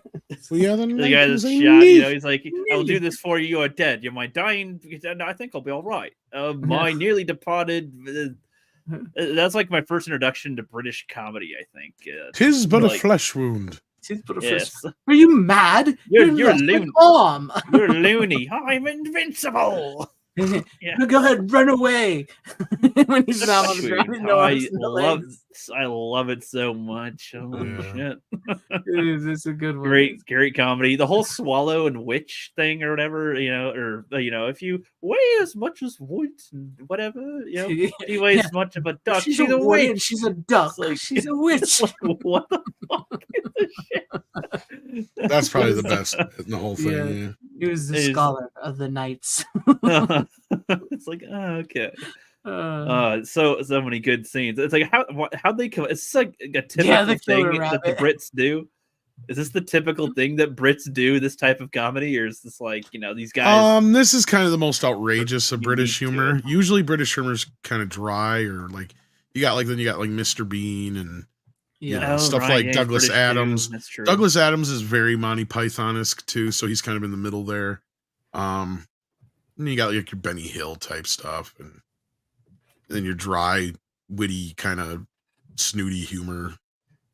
Yeah, I mean, there's not a lot of sitcoms that translate well from the UK to the US, but Monty Python was just kind of so much like, I think it came before SNL, so I'm sure it was a big inspiration on SNL. But probably, I think it came like a year or two before, if I'm not mistaken, if not a little more. But it's like PBS had Faulty Towers, stuff like that. I will say, and that's why a lot of times when they would bring British comedies over here, they would literally retranslate them to American audiences, because a lot of times the humor just wouldn't translate the same way. I know that's why The Office and all that stuff. Yeah. Like the animator died of a heart attack, and then the beast is defeated, whatever. It's just like what? But I did enjoy hand grenade. Yeah, totally. And the Lord. It's like he randomly gets 5 and 3 confused toward the end. Like what? Okay. I love the end. I love that he's finally going to get this French bastard back. He's got his guys set up. They're ready to march, and then the police show up and just arrest them all. Yeah, it's like it is a very mundane type of ending, but it's like, do you expect a huge battle with this cheap set and all this? Like, I don't know. It's like no, this kind of is fitting. Just like whatever. Like, police come up and the main guy's arrested. Whatever. Okay, sure. Like that's fine. And that's the only one scene they have a horse in, because the whole reason they do the coconut thing is because they couldn't afford horses. Oh, I didn't even think about it like that. Yeah, that's why they did the coconut, because they legitimately couldn't afford horses. So that's what they did. And then there's one scene with a horse when they ride by and cut the neck of the guy doing the historian doing the program. Oh, and I didn't even connect it like that. I didn't even connect it like that. That's funny. But it's like think what humor would have been lost if they didn't have the coconut bit. Like what? Right. That was just because they couldn't afford horses. So, do you mean a European or an African? It's like, I don't know. It's like that. it just makes it funny, because it's like wherever he goes, like he has this guy banging coconuts behind him, and it's like even when he's talking to that one villager or whatever, the peasant, and he's like, are you a woman? No, I'm a man. Look, strange women hand out swords. It doesn't. It's a sign for political office. But it's like, just if he was on a horse. Like, I don't know, that wouldn't be as funny as to like, there's a guy behind who's just quietly tapping the coconuts while he walks, or does it harder as he gallops. Like, it's just bizarre humor. Yeah, I enjoyed it. Yeah. I can see how some people might not like the type of humor, though. I feel like if any of the dry stuff like doesn't come off as funny, then I could see people not liking it. But the thing is, like Tom mentioned stuff, a lot of us grew up with the British shows on PBS, so we kind of got the British humor, but a lot of people really can't get the British humor. Like I remember when, speaking of The Office, the UK version of The Office, when they released the UK version of The Office on Blu-ray here or DVD here in America, they had to put a list of words on the back that were British words just so people could understand what they were saying in the show. So and what they meant. So yeah, you have to have an acquired taste for the British humor. But I love the Monty Python. I always thought they were great. I thought that's a great movie, and I'm waiting for all the rest of them to get put on 4K so I can buy all 3 of them on 4K. But there you guys go. That's probably my only movie I got tonight. You guys will like. I don't know about the last movie, but I like the last movie, and you guys can make fun of me all you want when I show my last movie, but I like the damn movie. So, but moving on to you, Rook. I know you don't have it with you, but it sort of fits in the same vein of what you've been talking about all night. Oh yeah, exactly. Yeah, I was in a Robin Williams kind of mood, and I borrowed Hook from my sister, so I was watching that on Thanksgiving. But then she visited, and she was getting her movies back so she can count what movie she has. So I had to return it to her, so I don't have it with me at the moment. But I rewatched Hook, Robin Williams' Hook. Yes, and I remember seeing that as a kid. That was on TV all the time as a kid. One of those ones they play frequently, and I remember liking it, but I didn't really remember why I liked it. So I watched it again, and I think I like it a lot more now as an adult. Oddly enough, with it, I mean, having a little bit of experience with life and stuff, you get his perspective a little bit more, and they go in with you expecting the Peter Pan's how old of a story? Like essentially, isn't that like a really old one of those old tales that keeps on getting adapted all the time? Yeah, it's one of the most classic stories. I'm trying to look up the date. It was a play first, I believe. Right, that makes sense. Yeah, yeah. Steven Spielberg directed though. Yeah. But like, I liked. Has there been an approach like this where like Peter Pan grows up before? Outside of maybe if it is based on a book, I don't think so. So it was kind of interesting, and it didn't do all that well at the box office. It did okay. I can see that. It's not like a blockbuster. But it found it's one of Spielberg's lesser ones, but it found more of a cult kind of following later on. I can see that. It doesn't come off like a blockbuster hit, but it's still like a good movie to have on. And if kids can watch it, adults can watch it. You'll get something out of it. I feel like there's more humor with it again as an adult. Like when I was a kid, I didn't really like a lot of scenes I didn't take in as much. He was like, he wants to kill himself because there's like no challenge to life anymore. He got the crocodile defeated. Peter Pan sucks now, and he wants to kill himself. It's like, wait, what? Like, I do not remember that. Very adult theme. Like, I don't remember that. I thought he just wanted to have a fight, but I didn't see it as he wants to have a fight because he has nothing else to live for. He likes the challenge. Misses the glory days of fighting Peter Pan. Yeah, and so I was like, even though it's kind of a weird concept that fighting that young boy was my biggest challenge in life, but still, funny concept with it, and I like how they take a long time to reveal Hook with it. They don't even show him. They show like wind or windows opening, and like as if he's like some force of nature that arrives, and then like what? And, the parents are out and the kids are home alone, or there's the old dude that lost his marbles and some other chick there that's like, oh, he came, the children were screaming, just like acting a little crazy with it. And then you just see the hook marks drug up the wall, up the stairs, like not letting it off of the wall at all until he gets to the bedroom and stuff. Just so that's all you see before you see Hook. They do their time revealing Hook until then. And I was like, that's an interesting choice for the type of movie it is. And having Robin Williams be the he's Peter Pan grown up, and he is just this, I am the adult, I am the father. The kid, stop doing your baseball, stop doing your things, be good, behave, whatever. Stop acting like a child. He's like, I am a kid. Like, what do you want? Yeah. And it's not like that's an original concept. It's done a whole bunch, but I like seeing it this way. And Robin Williams, as far as I can tell, and the things I've seen, he's always the fun, happy guy. So having him be the kind of grouch of the group until it's like, no, you gotta rediscover what this is, and his kids are in danger, and he's like, all right, yeah, I'll get you, I'll fight you, Hook. And he's like, okay, well, yeah, how much, money. So that's all he's thinking about. Essentially, it's what his job is. He thinks this is all goofy shit anyway. Essentially, he's like, I don't know, I don't know. It's a good little movie. There's a lot of weird shit in it. And to be honest, like really weird. I don't understand why the food is like paint. A pasty paint or something. I don't get it. This movie has a history and a half because Spielberg still hates the movie. There's a lot of backstory within the production of the film and how it came to be. It's yeah, it was a bit of a trouble, but it has found it, like Tom said, it has found a cult audience. Yeah, it's like I like it, but it's again, I don't think it's a great film, but it's enjoyable. It's enjoyable enough you can have on. I like the movie. With it. It's something that I found that I enjoy more now than I did when I was a kid. Yeah, same here. Same here. You know, the kid, you know, like I didn't understand too when I was a kid that like apparently when you're on this in Neverland, you sort of forget some bits and pieces of your previous life outside of it. I guess sort of alters you to not think about that and as that's much. probably the biggest problem with the movie is it is a kids movie made for adults. Right. So as a kid, I didn't find it as enthralling as I do Yeah. now.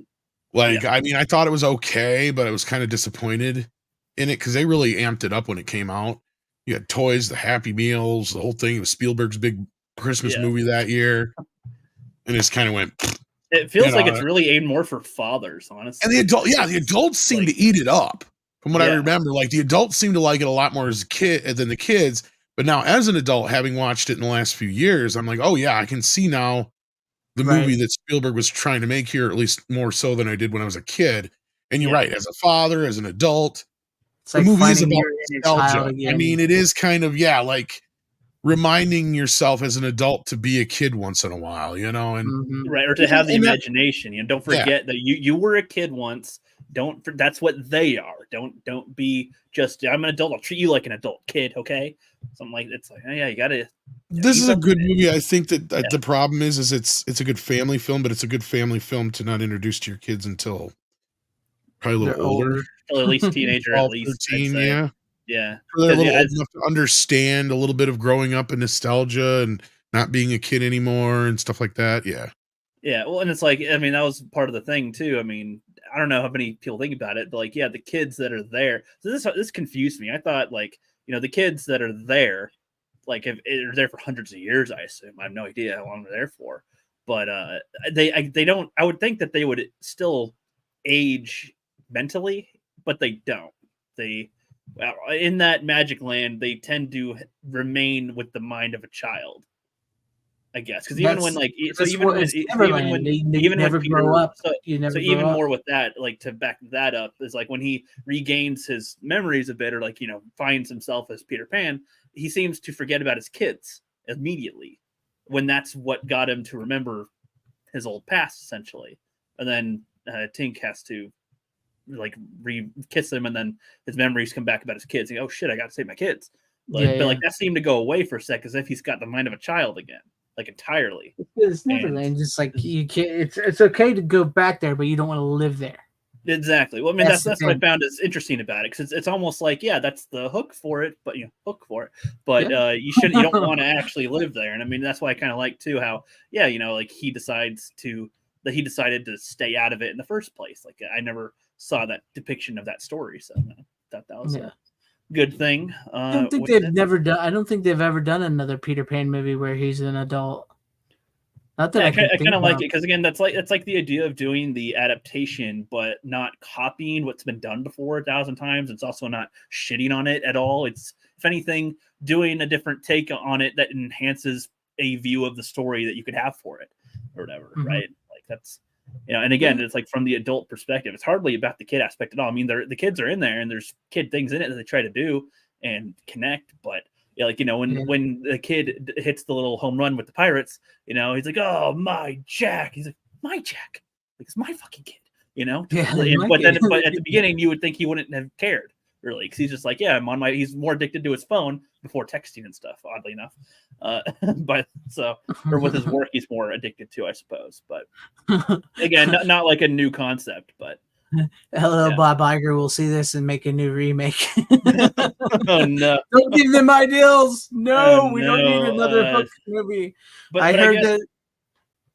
But this is an example, I guess, of you can do remakes or you can do reboots, and they could be good, or adaptations of things that have been done. Like if there's a whole bunch of movies of something, doesn't mean don't make any anymore. You could make them if they're good. Like this approach is a good example of it being done right. It is. That's the thing, though. It took a long time for people to see that. Like we said, it was made more for adults and it was marketed towards kids, so it didn't succeed. But the older you get, the more you understand it and see it now because it's really found its audience now. So yeah, but it's a sad state of affairs when the director and the actor didn't really enjoy their time or the movie itself as it turned out. So like the production on it with Robin Williams and the director were not doing so good. I don't know the whole story, but I know it's like Spielberg was very disappointed in it, and some stuff with Robin Williams and stuff. It's just I don't remember it all, but yeah. So what do you think? What do you think Spielberg was trying to do? I didn't know that Spielberg made it. Yeah, it was Steven Spielberg. Huh. I don't know. I think he was trying to tell a story about. I feel like I got the point, but if he's disappointed in it, I don't get what he was trying to go for. I can't. Chat, tell us. Give me the if you guys remember what it was all about. Because Tom, do you remember what it was all about? Because I cannot remember. I can't remember. I think maybe they like re-edited the movie or something. Or like they told him to cut it down, and even then it's still like I don't remember much about behind the scenes, but I know when the movie came out, I don't know if he was just upset with how it was marketed or what. Yeah, that's why he doesn't. Because I think it was just it's the performance of the film that he's upset with, as far as I know. Because I mean, at that time he was powerful enough that he had pretty much full control over whatever the hell he wanted to do. So I think it probably would have been something more like that. He was just disappointed with the performance. Yeah. Yeah, but I could swear they made him edit some stuff or something. Not like made him because he was, like you said, he was Spielberg, but or maybe he went back and re-edited a bunch of stuff because he wasn't liking the way it was. I don't know. I don't remember. But yeah, he was very disappointed with the way it performed and stuff. But I do like the movie. I do like the movie. We do have deleted scenes. Look what he just got back from. It says on the road coming home from Godzilla. Review is up on my channel. Please check it out after the show. There you guys go. You want to hear some more about Godzilla -1? Check out deleted scenes. Yeah. But there we go, Tom. It's to you. Good pick, Rook. Actually, good pick. Even though you didn't have it with you, I understand though. If you're ready, Tom, it's for your next pick. I didn't kill my wife. I don't care. I don't care. I don't care. I just want to go home because I'm grumpy. I watched probably one of the best 4K releases I've ever seen in my life. This one, like, if you want to talk about when we get to the end of the year, if we ever do like our favorites of the year kind of thing and like count down like best picture as far as like the quality wise and sound and all that kind of business. Mm-hmm. This movie right here was scanned in 8K and it looks amazing. And I'll tell you what, the best part is this was done before CGI. So like everything's in camera. Nice. The train sequence, I forgot how fucking intense that was. Mm-hmm. I mean, it's been a couple of years. Like I've had the Blu-ray for a while. But the last time I'd ever watched it would have been on DVD. Because as you can see, I still haven't even opened the Blu-ray. But this was a massive upgrade. Dolby Atmos soundtrack sounds really good. Huge fan of this film. Always have liked it. Never been real familiar with the original TV show. My dad watched it all the time. It was one of those that just didn't quite make syndication when I was younger. But and I don't know if Rook's ever seen it or not. But I'm curious what he thinks. No, I think I've been recommended that one a few times by. It's one of Harrison Ford's best. I want to say that my mom's recommended that a whole bunch. It was a huge, big movie when it came out. Yeah, I think it even got nominated for. I could be wrong. But. I think it was nominated for an Academy Award for Tommy Lee Jones, maybe. I was gonna say I thought he got nominated for it. Yeah, I thought it doesn't say on here though. I gotta look it up now. It doesn't say he was nominated. Usually they would. Academy Award winner, but it doesn't say for this. Hang on, let me see. So I'm looking up it too. See. It says best supporting actor, best picture, best original score, best sound mixing. Yes, this is the one he won the best supporting actor. Yep. Yeah, that's why they did a sequel. Well, I'll get to that in just a few minutes. Okay. Go ahead, talk it up. Yeah, which I honestly I didn't like that much. But go ahead with The Fugitive. Well, no, like I loved The Fugitive. Forgot how great of a movie this is. In fact, I just put it in just to see how good it looked. A little bit farther in than I just quickly glanced at the first time. I end up getting sucked into it as usual, and it's just a great fucking movie. It reminds you how good movies can be, even at 2 hours or whatever it is. Yeah, it's 2 hours and 10 minutes actually, and it just clips along, and so much happens in it, and it's a great fucking plot, the way it all comes together at the end, and just so Rook hasn't seen it. So the basic outline is Harrison Ford is falsely accused of murdering his wife. And you can't really blame the cops because there's like no evidence to support that he didn't, except for his eyewitness that there was somebody else in the house when he came home. And it was a one-armed man. It was a one-armed man. Yeah, it was the one-armed man. You find this man and you bring him in. Yeah.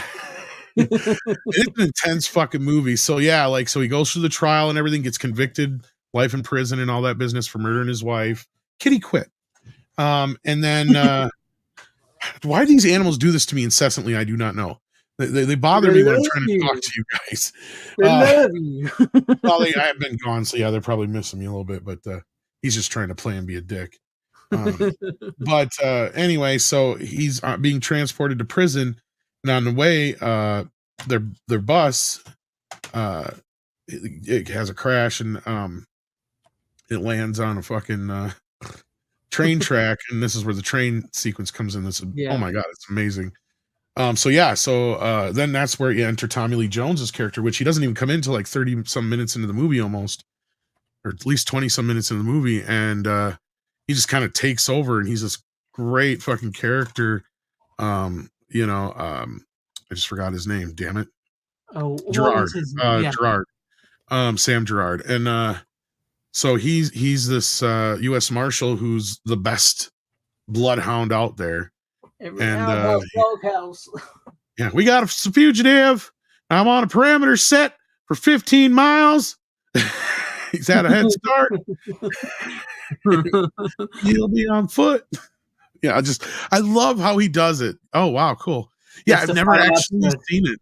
I want to see it someday. I hope it gets like a Blu-ray release. That'd be great. If it hasn't already, I should check it out. Yeah, I think it has a DVD set. I think. Yeah, probably. It's just one I never got a chance to. It didn't get reran a lot when I was a kid. I don't know how many episodes it had. That might have been the problem. It was a short-lived show. I think this movie time. I don't know. Yeah, I don't know unless they had different fugitives or something like that, because I have no idea what this movie does. Great. Go ahead. Yeah, go ahead. No, I was gonna say it's kind of like the Incredible Hulk. He gets from town to town searching for the one-armed man. Yeah, okay. Yeah, I remember somebody said that before too. But like, as far as like the whole story in this movie, this movie turns it more into a cat and a mouse thing, and it's so well done. And just how Harrison Ford's character, being a doctor, he uses his what he knows to try and track down this killer while also being chased himself. And I love how Tommy Lee Jones, with the famous scene we just enacted before, I didn't kill my wife. I don't care. I don't care. That's not his job, right? No, he's just there to bring in the fugitive. Yeah, and I love, as we go through the movie, how you just see Tommy Lee Jones start to question things around him, which kind of brings us more to the sequel, which I don't hate as much as, I don't know why. I guess I kind of know why to a point, but it's not that I hate it, but I just don't think it's as good as The Fugitive. Oh no, of course not. I mean, it's just like it's a sequel. I mean, but you get a little bit more with Tommy Lee Jones's character, and I love his bits, and I love the fact that you got all of his crew back. Robert Downey Jr. is a great addition to the bunch. Wesley Snipes is a little bit different kind of fugitive, and I like that aspect of it. I didn't dislike the second one. I like the second one quite a bit, but I mean, like, the first movie is a 10 out of 10. The second one's like an 8 out of 10. Right. Me. I mean, is a great fucking sequel. Yeah, pretty much. I mean, the best that you're going to be able to do without getting Harrison Ford in trouble again. You know what I mean? Like, and even that would be like, I did like the getting to spend more time with Tommy Lee Jones and his crew, like where like Wesley Snipes isn't as you're not following his story, you're following their story.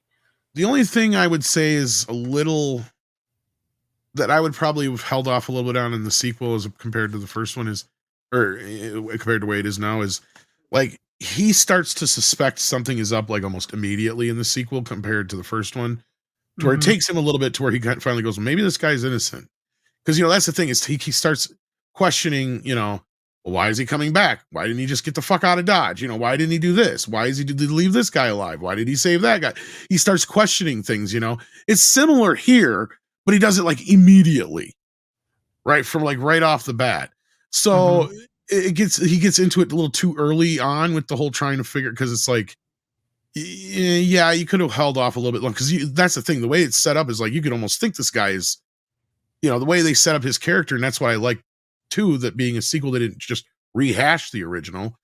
Although you could make that argument, is that Wesley Snipes' character does look kind of guilty from the start, is kind of not like an innocent bystander through a lot of this stuff, because he does do things that Harrison Ford's character wouldn't have done in the first film. Yeah, he does have like a criminal background in it or something, don't Ish. No, well, he used to work for the government. And he was set up. Yeah. And yeah, so he did actually kill these guys, but it was in self-defense. And that's the thing, is as soon as Tommy Lee Jones sees the video, right, and they get the video very early on in the movie, like midway through, and he's like, that looks like self-defense to me. Like it's like a little too soon here, because that's the thing, is not to give too much away, is like, yeah, the whole way it's kind of wrapped up, because that's what he gets pissed about, is like, you held out information on us, and stuff like that. So like, because they made him look bad, and because this guy's a lot more trained than he realized, because he's like, this guy ain't just some no-blow Joe, whatever guy. This guy's, knows his stuff, kind of thing. So like, it's a really good sequel. I thought it was really good. It's sad that it's got a Blu-ray release, but it's expensive. I don't know if it's been just limited or was through the archive or what, but I got the HD-ish fucking digital version. It looks like snot.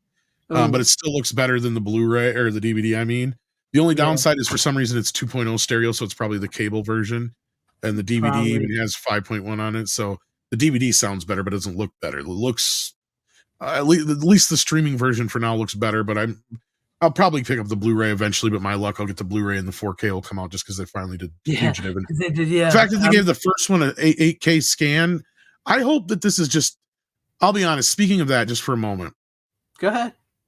And then I'll let you speak, because I know you've been trying to say something here. I'm sorry. No, go ahead. You're good. I hope that this is Warner Brothers and some of the other studios take this on too. I hope this is the way they're just going to do it in the future. I hope they're like, just fuck it, we're going to do it in 8K just in case something does happen to come up in the near future. Because you know what? We benefit on the other end of this, because it looks so fucking amazing. Like you got a great grain structure. The colors pop. I mean, and considering the era that it was shot in, at this point, they really figured out how to shoot on film. So, I mean, it looks good. It's a good looking movie, slick looking. They spent some good money on making it to begin with. So, in that respect, like, this is definitely one of those prestige titles that it may even be reference quality, just because of the 8K scan. It looks really good. I mean, like, I know Wizard of Oz was scanned in 8K. And stuff like that. There's been a few movies with a little higher resolution, and I know some people are like, well, it's 4K, so what difference does it make? Well, it does make a difference when they down convert it to 4K.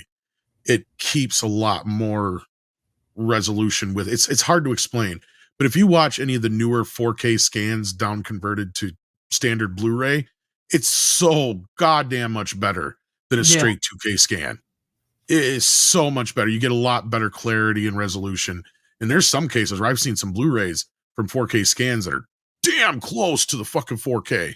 In fact, some people will say you might as well just watch the 4K scan put down to 2K on the Shout Factory Blu-rays of Friday the 13th, because that Blu-ray leaves a little bit to be desired. So yeah, in that sense, that one might even be a better version of that scan, even though it's 2K. But they fucked up that. That's a whole other conversation we had. But anyway, Greg, I'm curious to hear what you think about it. Rook, I know you probably haven't seen it, but it's definitely one you should put on your list. Yes, I actually saw The Fugitive in theaters with my family. I think I did too. We loved it. I believe, like you've mentioned before, how like we used to walk around saying the Tommy Lee Jones part and that part for years. Matter of fact, we still do it today. Sometimes when I see my brother, I'll go, "I didn't kill your wife," and he'll go, "I don't care." So we'll do that to this day. So I love that. I love the movie. I think it's a great movie. I'm glad to hear that it looks really good, because I've heard a lot of great things about this 4K. It is something that is on my list to pick up. So I'm really glad here. I love the movie. Like you said, the train sequence is intense. I love when he dives off the water thing in the circle. You can definitely tell it's a dummy now. You Even can tell more too, so. like when you see him fall, he's like, yeah, that's not a real person. Jesus, this guy jumped off of here. Fucking Joey Pants is greatness because this is one of the few times he plays one of the non-bad guy for once, and he's so fucking hilarious because he's the bougie fucking nerdy guy of the group, and I love all these characters. I love the rookie kid. I love the black chick. Sorry to call her that, but I mean they're just all kind of insert your whatever here. And then group of diverse characters. Yeah, great group of diverse characters. They all got their little shticks and their little whatevers, and you get to know them really well, and that's where I think U.S. Marshals shines a little bit too, at least as far as sequels go. Without maybe just honestly, most people don't even realize there is a sequel, right? Because I mean, really, what are you going to call it? And I mean, Tommy Lee Jones' character doesn't really necessarily have a visual calling card of sorts, so you can't really call it the guy who went after Harrison Ford in The Fugitive. You can't call it another fugitive. That's just too stupid. Yeah. Like another stakeout. Oh, God. Yeah.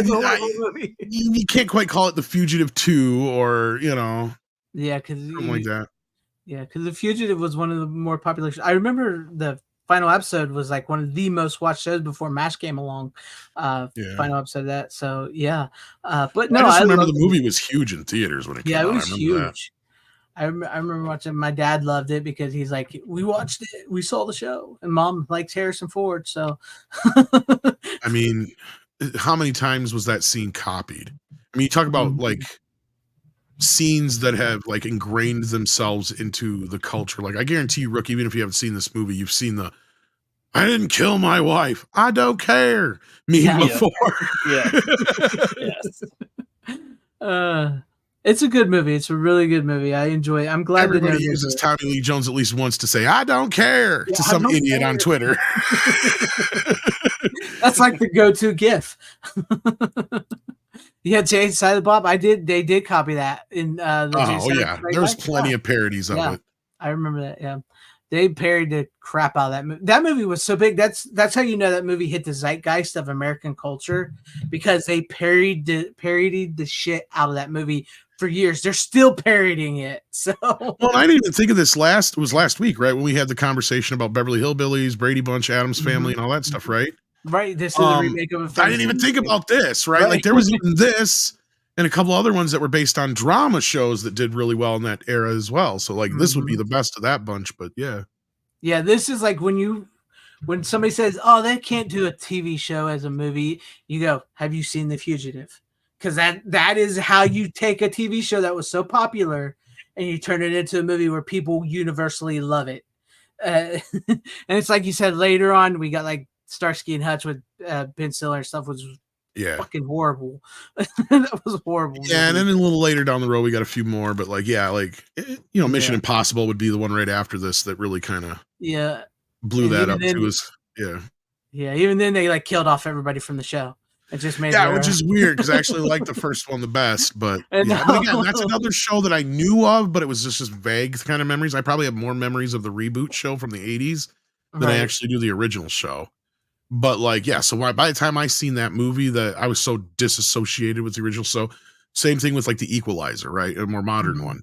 I can disassociate myself with it because I'm just not that aware with it. I haven't been able to watch Miami Vice yet, even though I have it, because I haven't been able to disassociate with that.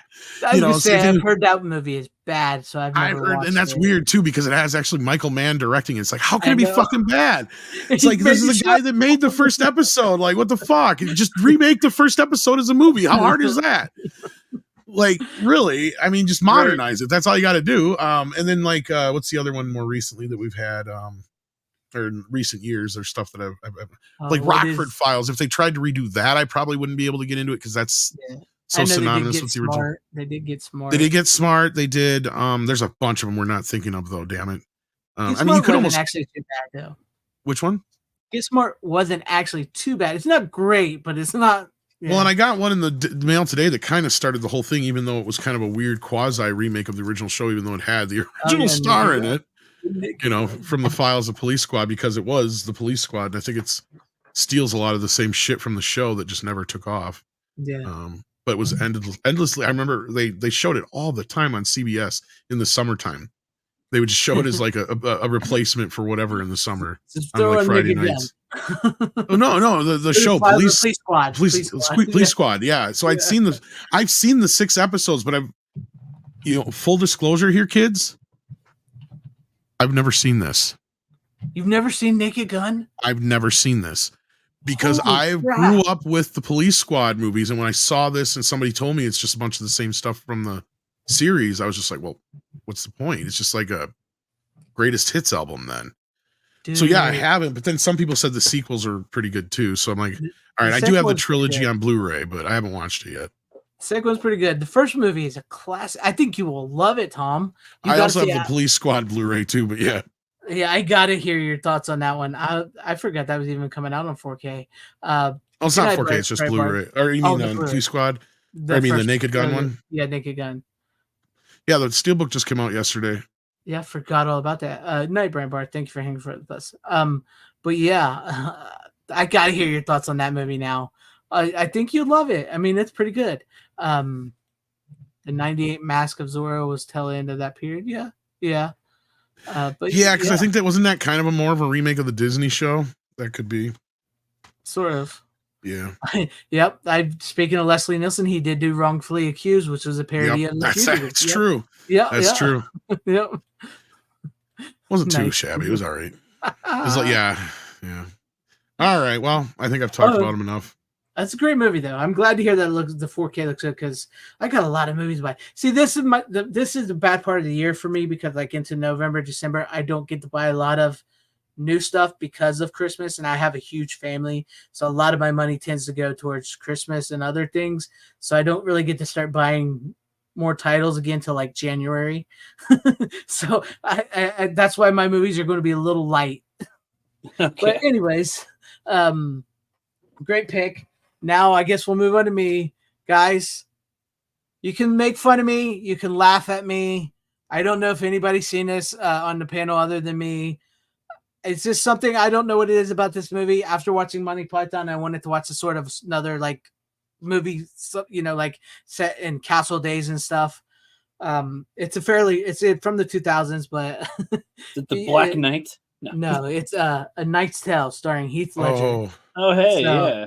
So I don't know if you guys seen it. Right. You can make fun of me. You can say it's a shitty movie. It's not so much that I make funny. I just didn't care for it, but it has a cult following. Yeah. It just wasn't my style. I enjoy the movie. I love the rock and roll soundtrack from the 70s. It's got Queen. It's got AC/DC. Yes, it is cheesy. Yes, it is bad. I'll give you that. The joust, right? Yeah, it's about joust. It's basically like the tournament of jousting is like football, soccer, baseball, wrestling, hockey, UFC all combined. This is where the knights are the stars of the day, and it's Heath Ledger is he's just like a squire to a knight that died, and he lies and becomes a knight and starts winning the competition and stuff like that. So yes, it is cheesy. Yes, it's cheesy. It's bad, but I just whatever it is about that movie, I enjoy watching it. So yeah, it's got it's got that aesthetic, the time period. It's charming enough. It's not there's things to like about it for sure. Yeah. I mean, I can understand you guys can make fun of me, Tom. I get it I figured you kind of didn't like it, but yeah, I don't hate it. It was just, how do I put it? To me, it's one of those movies that was on in the background that you could have on, but nobody's. There's a part, okay, and then kind of do. I'm not a big fan of modern music being in period piece films, and I get you there. I felt like that was the big gimmick with the film, I guess. Yeah. And I mean the tagline says he will rock you. Yeah, exactly. I remember that being a whole big thing. And look, I'm not gonna say it was stupid, or anybody who thinks they like it is stupid. It wasn't a horrible film. It just the style just didn't meld for me. It kind of felt like how do I put this? You can rip Almost into it. I don't care, man. No, there's nothing that I can really. I have not seen it since it came out, dude. Like Right. seriously, I it haven't came actually- out when yeah, I- It's not Same that here. bad either. It's like it's fine. It's yeah, passable, but it's not passable. It just to me, it's great just to me either. yeah, it's just I don't know if I went into it with like big expectations or if I just whatever. When I saw it at the time, I saw it. I thought that the mixing of the modern music kind of felt a lot like what they did with Romeo and Juliet, Oh but I like yeah. that better.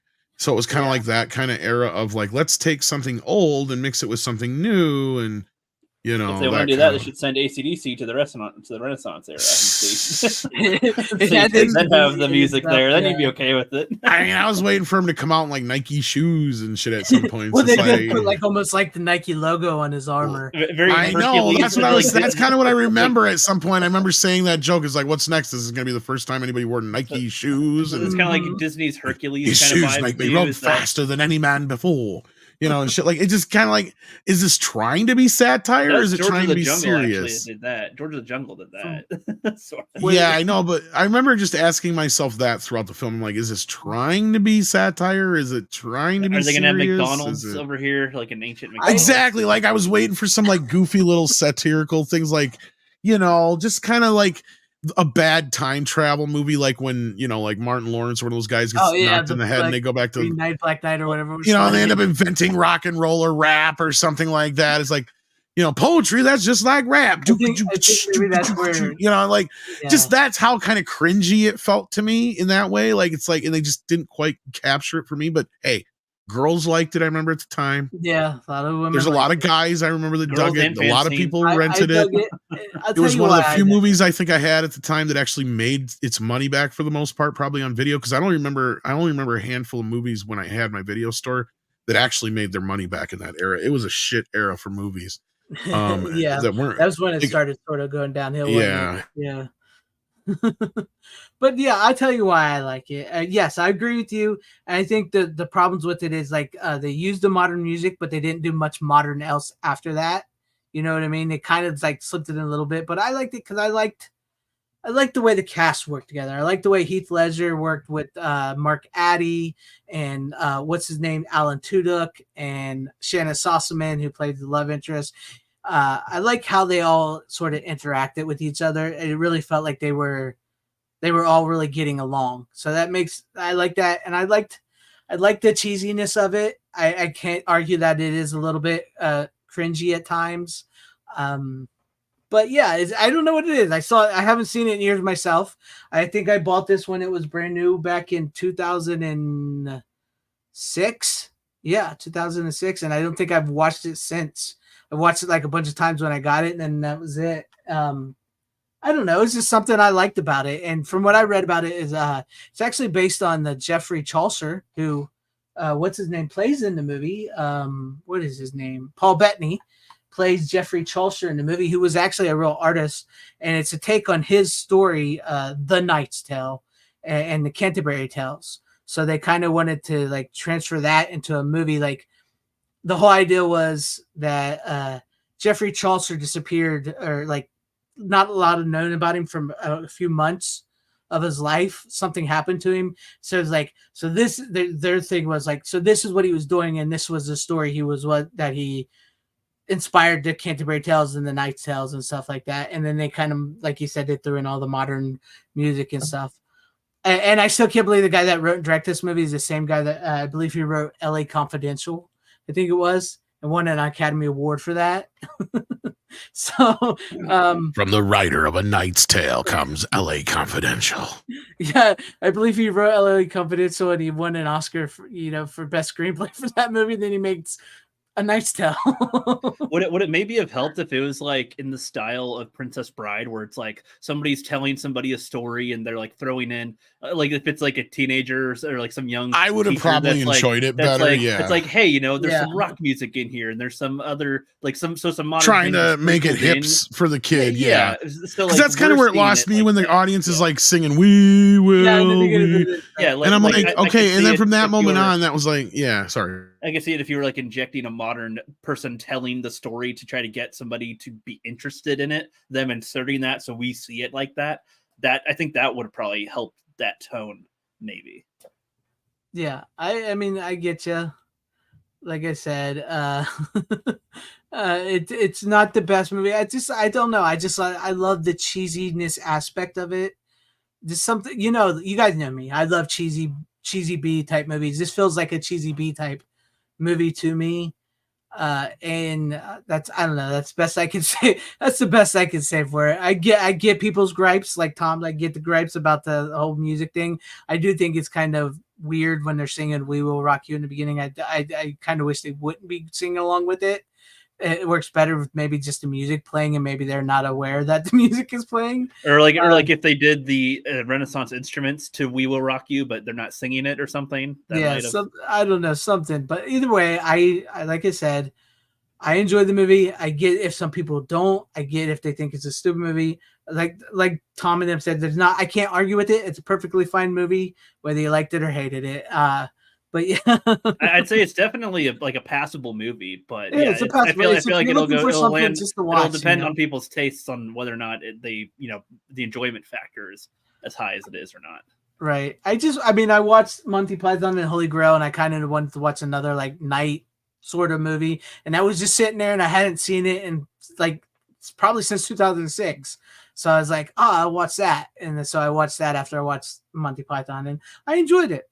So I remember why I liked it. So, but that's my final pick of the night. Like I said, I'll have better picks eventually. It's just around this time of the year I don't get to buy a whole lot of new stuff, but I do have a couple that I've been waiting on, like Scrooged in 4K coming, which I haven't watched yet because I wait till December to watch stuff like that.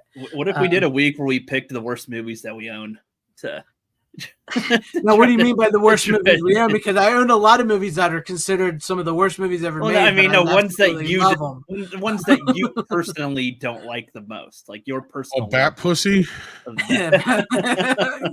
You missed out on that one, Rick. It's very much like a MTV. It's like a giant MTV music video, like the death of MTV, But yeah, there you guys have it. That's my final pick of the night. I don't know. I like the movie, but I get it. Yeah, there you go. Anything else you guys want to go over before we, I guess, close it down? I don't know. The chat, leave recommendations in the description. If you want us to. Oh yeah, we should probably recommend you something for next week, huh?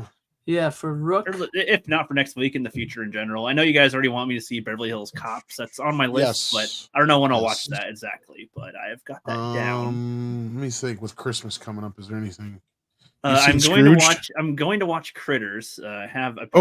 Good. Scrooge, maybe. What year is that, or who's in it? I've seen a lot of Bill Murray type of story. Maybe if it's about Ebenezer Scrooge, I've seen. It is a modern take on Scrooge, and it's got Bill Murray in it. It's hilarious. I feel like I might have seen some of that, but I don't think I saw the full thing. So possibly, am I? Yeah, I got the 4K. I just haven't watched it yet. I wait. Yeah, same here for that one. What can we tell? Highlander. Have you seen Highlander yet? Does that have time travel in it? No. It's got an immortal in it. I don't think I've seen that then. I swear there's something else called Highlander, like a different movie with the similar title. I was like, what the hell is this? Like, it was one of those ones you could confuse it for time travel. I don't know. I don't think it's the second one. I don't think it's the right movie. I think I found like a different movie that was Outlander or something. Who knows? I don't know. Outlander. Something else. Because there was on early Spy. Netflix, they showed me a lot of like really cheap movies as well. I feel like it looked like a Steven Seagal type of movie that I watched. Oh no! Well, it might have been one of the sequels too. It's hard to say. It could have been a sequel if there's sequel to Highlander. Oh, there's plenty. Yeah, you should see the first one. Gosh, just trying to think. I do have Blade Runner. I haven't watched that yet. I feel like that'd be interesting to hear what you think about it. Yeah. I assume you've seen Die Hard, right? I have seen Die Hard. We did a whole watch party. Yeah, that's right. That's right. Before that's what I thought. That. Yeah. Yeah. Dude, I got the memory of that. Remember? I haven't seen Die Hard 3 yet, though. You said you. Oh, that's the best sequel. You recommend that one, though. Yeah. I might check out that. Have you seen Reservoir Dogs? Oh yeah, that's a good one. That's a good one. It's Quentin Tarantino. Dick, Um, dick, I don't dick, think dick, so. dick, That might dick, be on dick. my list Yeah. here. I saw like Hell or High Water. I saw. No, I don't Seen think I saw Lost Reservoir Dogs. Boys. Seen. Yep, I did a pick on that Yeah. recently. Yeah, I thought so. um, I can't think of anything offhand, but yeah, yeah, I know. I'm looking over here in my movie shelf, and I'm thinking, what me too. And it's like I'm sure you've seen like Home Alone. I'm sure you've seen like. Yep. Have you seen A Miracle on 34th Street? Yes, but it's one of those ones original. that's been a long. It's been a What long about time. Wonderful I don't remember Life? much of it. Yeah, it's Wonderful Life. That's coming up. Same with that. Yeah. Seen that. I've seen From Dusk Till Dawn in the chat. Mm. That's what he's saying. You've seen It's a Wonderful Life? I've seen It's a Wonderful Life. Yeah. Oh, okay. Yeah, I'm not surprised. Yeah, we did have a lot of Christmas movies back in the day, here and there. Yeah, that was on TV, and like, yeah, I can imagine you had and like, that's why I've to seen that some Twilight Zone stuff too, because Christmas or holidays they always play Twilight Zone. Oh yeah, Last Action Hero is a fun one. I've seen that. I've seen Last Action Hero. Oh, that surprised me. What about Christmas Vacation with Chevy Chase? I actually don't think I've seen, like, as far as National Lampoon, I think I've only seen like Dorm Days. And God, that's not National Lampoon. Yes, it is. I mean, it's got the in name only. National Lampoon has like 50 titles. That's the problem. See, before I've seen some of those. Before this other company bought the name, there was literally only like 10 at tops, I think, National Lampoon's movies. Yeah, you had like Animal House, a few other lesser known ones, and the vacation films, and that's about it. Right? Like you didn't have all this other crap until like the only good one that came out of that company was like Van Wilder, and I don't even think that was meant to be a National Lampoon's movie. I think it was just I think I've seen Van Wilder. Because that was the thing that they kept doing is they just would buy these raunchy, cheap ass comedies and just slap National Lampoon's name on it. Oh yeah, yeah. The one Dorm Days was just a hodgepodge of what. Yeah, that's. But I guess that's why I never really tried the other ones people recommend all the time. I'm like, I don't know, they're. It felt like those movies. I think the last actual real National Lampoon's movie would have been Loaded Weapon, and I could be wrong. That might even be the first one that the people who bought it made. That one with Charlie Sheen, Emilio Estevez, and Emilio Estevez. Okay. No, I don't know if I've seen that one. That's a fun that one's funny. Wilderness Girl Cookies. I still want to see. I think I have that because I think I have Ain't this 17 like beachfront? No, man, that's like 2 down. That's what I'm talking about. I still want to see somebody edit Lethal Weapon in that scene together. I feel like I have like a Police Academy box set that, like, since they had 7 movies and they have 4 in each of them, on the second one, it only has 3 of the Police Academy, and I think Loaded Weapon is on there as well. There's a good one. That's cool, but I mean, Shout just put out a great box set for Police Academy. Police Academy, but yeah, Real Genius is a fun one. Showed that last week. Yeah, that's cool. With that, Runner would absolutely love you to watch Real Genius. Is that a certain year that I need to look for? Is there multiple? 83. I want to make sure I get. You know what, Rook? Yeah. You know what, Rook? Send me your address or a mailing address. I'm going to send you a bunch of movies. Okay, that should be fun. I've got so many extra copies of things that, like, you know, and stuff like that I can send you some stuff. So. I mean, I appreciate that. That would help me definitely have a selection of movies to check out. You got a Blu-ray player too, right? Yeah. I mean, I have an Xbox One that plays Blu-rays. It plays Blu-rays, yeah. Well, Xbox One, I think, will even play 4K, right? Mine does. I don't know if all of them possibly. But I thought you said that my TV has to like be 4K for it to. You can still play a 4K disc on the 4K player, you know, but 4K TV is what you need to make it look 4K. I gotcha.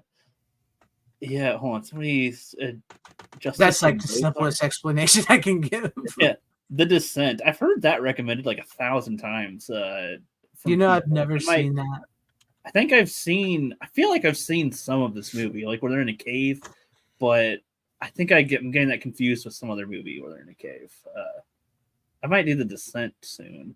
It's a good one. Have you watched American Werewolf in London? Oh yeah, that's a good one. Yeah. No, I don't think so. I think I started to back when I think it was on Netflix earlier on, and I didn't finish the movie for some reason. I can finish that one up again. That'd be one you'd probably like. That's a good one. I know it's In the hard chat to here. Yeah, I've seen all the From Dusk Till Dawn movies, I think. Well, you got to watch they Monster have- Squad between now and next week if you haven't Yeah, seen you it. watch yeah, Monster that's different for next week for sure. Yeah, I'll probably Yeah, watch because that. I mean, if you're going to talk to one of the stars of the movie, you at least have Did to you say, already yeah, tell well- everybody that? I don't know. I was gonna say, did you Yeah, I tell saw at everybody the yet? beginning of the show. I told everybody. Oh, okay, I forgot. I didn't remember. Yeah. Well, no, I'm yeah, of old. course. I was trying to make sure that I line up when he's coming What was on. my so I can movies watch- tonight? I don't remember. I'll watch Monster Squad the night before. This is not even a joke. I'll ask Greg all the time. Did I bring this on yet? You know, And then he don't fucking. So now I'm asking him, and he's almost as old as I am, and he's like, I don't fucking remember. You guys need to have somebody like go through all the shows and like Maybe. pinpoint where you guys introduce a movie, and then have like a list somewhere. So you go, We're on over 100 of these things now, man. We're like 120 time. next week. we got time. we I get forgot Runner to- going. I think you brought that on already, and we argue with him, but he's probably fucking He right. probably is. Because I was going to say, have I brought on Slither? Well, Because his memory's probably better than ours. That's I feel like it's okay if you guys have done things twice, because even like you guys have brought on a few, and then I watched it for the first time, and Dude. then I do it the next week. So. I wish, man, I could get you to understand this, because when I was your age, Rook, I could remember the year every movie came out, the runtime, the rating, the main stars, all that kind of shit, everything about a movie, all kinds of fucking useless fucking things about everything. And now I can't even remember if I fucking remembered to close the toilet seat or not. You've used up all You your know, memory just- power. It's all I gone. did, and were we on the show already when I said this to him earlier? Or was that before the show? But like, yeah, I was like, I walk into a room, and I don't even fucking remember what I was doing. I was like, Yeah, That's fun. why the fuck did I come in here? I've done that so many times lately. It's like he's walking around, what was I? And then I'd leave and I go, oh yeah, that's why. I Yeah, went in." yeah, and then you go back in. And wait, what was it again? Yeah, then you're like, I got to start writing shit down. But I forgot where I put my pen and paper. And then you're looking, and then you're like, "What am I looking for again?" Whatever. The other one I love is, where's my phone? I can't fucking find my phone. Oh, yeah. I'll Yeah, text it. Maybe I'll find. Yeah, I literally tell like my mom, she'll like, yeah, I can't find my phone. I'm like, check your pocket first, or something. check where Call you set it. it down. Yeah. It's Oh like, check where you set yeah, it it's in down. my hand. Yes, that could solve it all the time. No, I'm good at losing it other places too. I like just set it down and forget I laid it somewhere, and it's like, where the fuck did I lay? Right. Like style section says, I think, I think we don't need to do right now is we have talked about the Scream movies. Or, Yeah, we're not. No. No. No, we were not. I'm The only even getting a little tired of that. No. It's- I just hope this is the end, guys. I really do. Yeah, me too. To have them actually go, you know what? We're not going to do any for a long time. Okay, good. I know that's not the case though. Now they're desperate because it's one of the only things they've got out of this deal that they bought all the Dimension Miramax titles for or whatever. Yeah. So they're gonna exploit it. Now I learned that a franchise is never dead. They're just on hold until they want to do more later. Yeah, I know. That's why I always gripe at people when they're like, "If you don't support it, they won't make any more." I'm like, yeah, I remember when It will when anyway. McDonald's closed down because of the McLean. That was a horrible mistake. Right. It's like I'm like, it's okay to let things in, man. This okay. Even when McDonald's would fail with shit like the McRib the first time out, they would just bring it back out and change the name. Like, Right. I shit you not. And then they would create like, even like with the McRib's a great example, because then they turned around and created like this false sense of like you want to have it because they quit selling it because nobody was buying it. And then everybody got pissed because they're like, I haven't had that. It's only well, they even went available in. I don't know whose idea. If it was somebody in the marketing department or what. If I remember right, memory, unless they started doing this after the fact, but I could have swore at that time they just announced, yeah, we're taking it off the menu or whatever. Maybe it made some noise, and like all of a sudden people freaked out about it. So then like a few months later, like 8 months later, they brought it back and they made a big deal about bringing it back. And now it's like their biggest selling item every year when they bring it back. That and the Yeah, Shamrock and it Shake. is the most the Shamrock Shake. And it's one of the most horrible, nasty fucking things in the world if you find out exactly how it's made. Right? And what it was all like come to be, because it was just this cheap fucking pork meat they couldn't figure out what to do with. It was left over from everything else. So this guy figured out how to compress it into basically patties that looked like ribs. And they slather it in so much fucking barbecue that you can't actually taste how nasty the meat is. The barbecue tastes good. There seems to be some meat in it. Yeah, it's really it's a carrier for the barbecue. That's all it is for the barbecue sauce. Hell, Tim Hayes, member for 15 months. Thank you very much. Appreciate it. Member the chat there. Thank you. What's up, Tim Hayes? Glad to see you here Tim? tonight.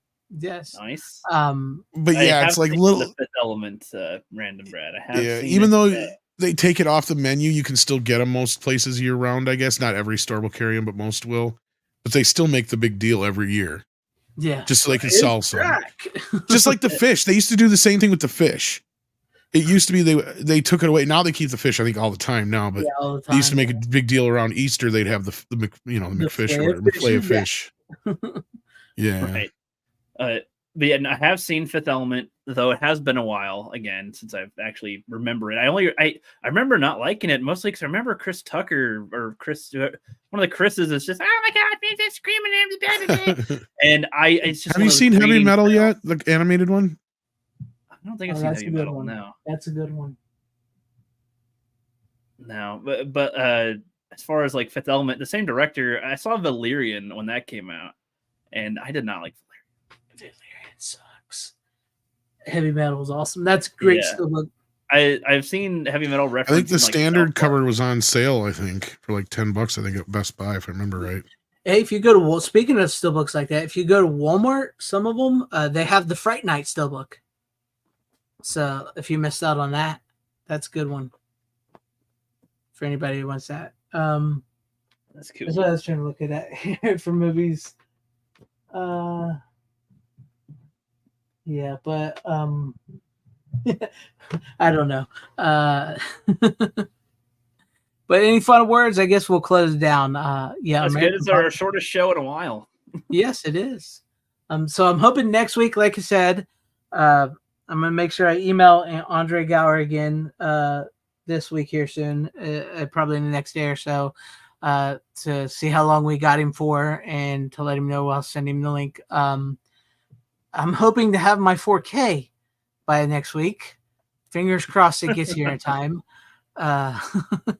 But yeah, we'll be talking the Monster Squad 4K or the Monster Squad in general next week with Andre Gower. So be prepared for that. And then we'll probably more than likely with like celebrities and stuff like that, we get them for about 45 minutes to an hour. So after he leaves, we'll probably continue for a little bit with some other picks if we have other picks. So that's how we'll probably play that out. But thank you guys, Rook, Tom, everybody in the chat, everybody at home watching. Appreciate each and every one of you guys. Thank you so very much. And thank you guys for getting me to 8,500 subs. So I appreciate that as well. So with that being said, I got to find the clip as always. You don't have to go home, but you can't stay here. How you doing? Bitches leave.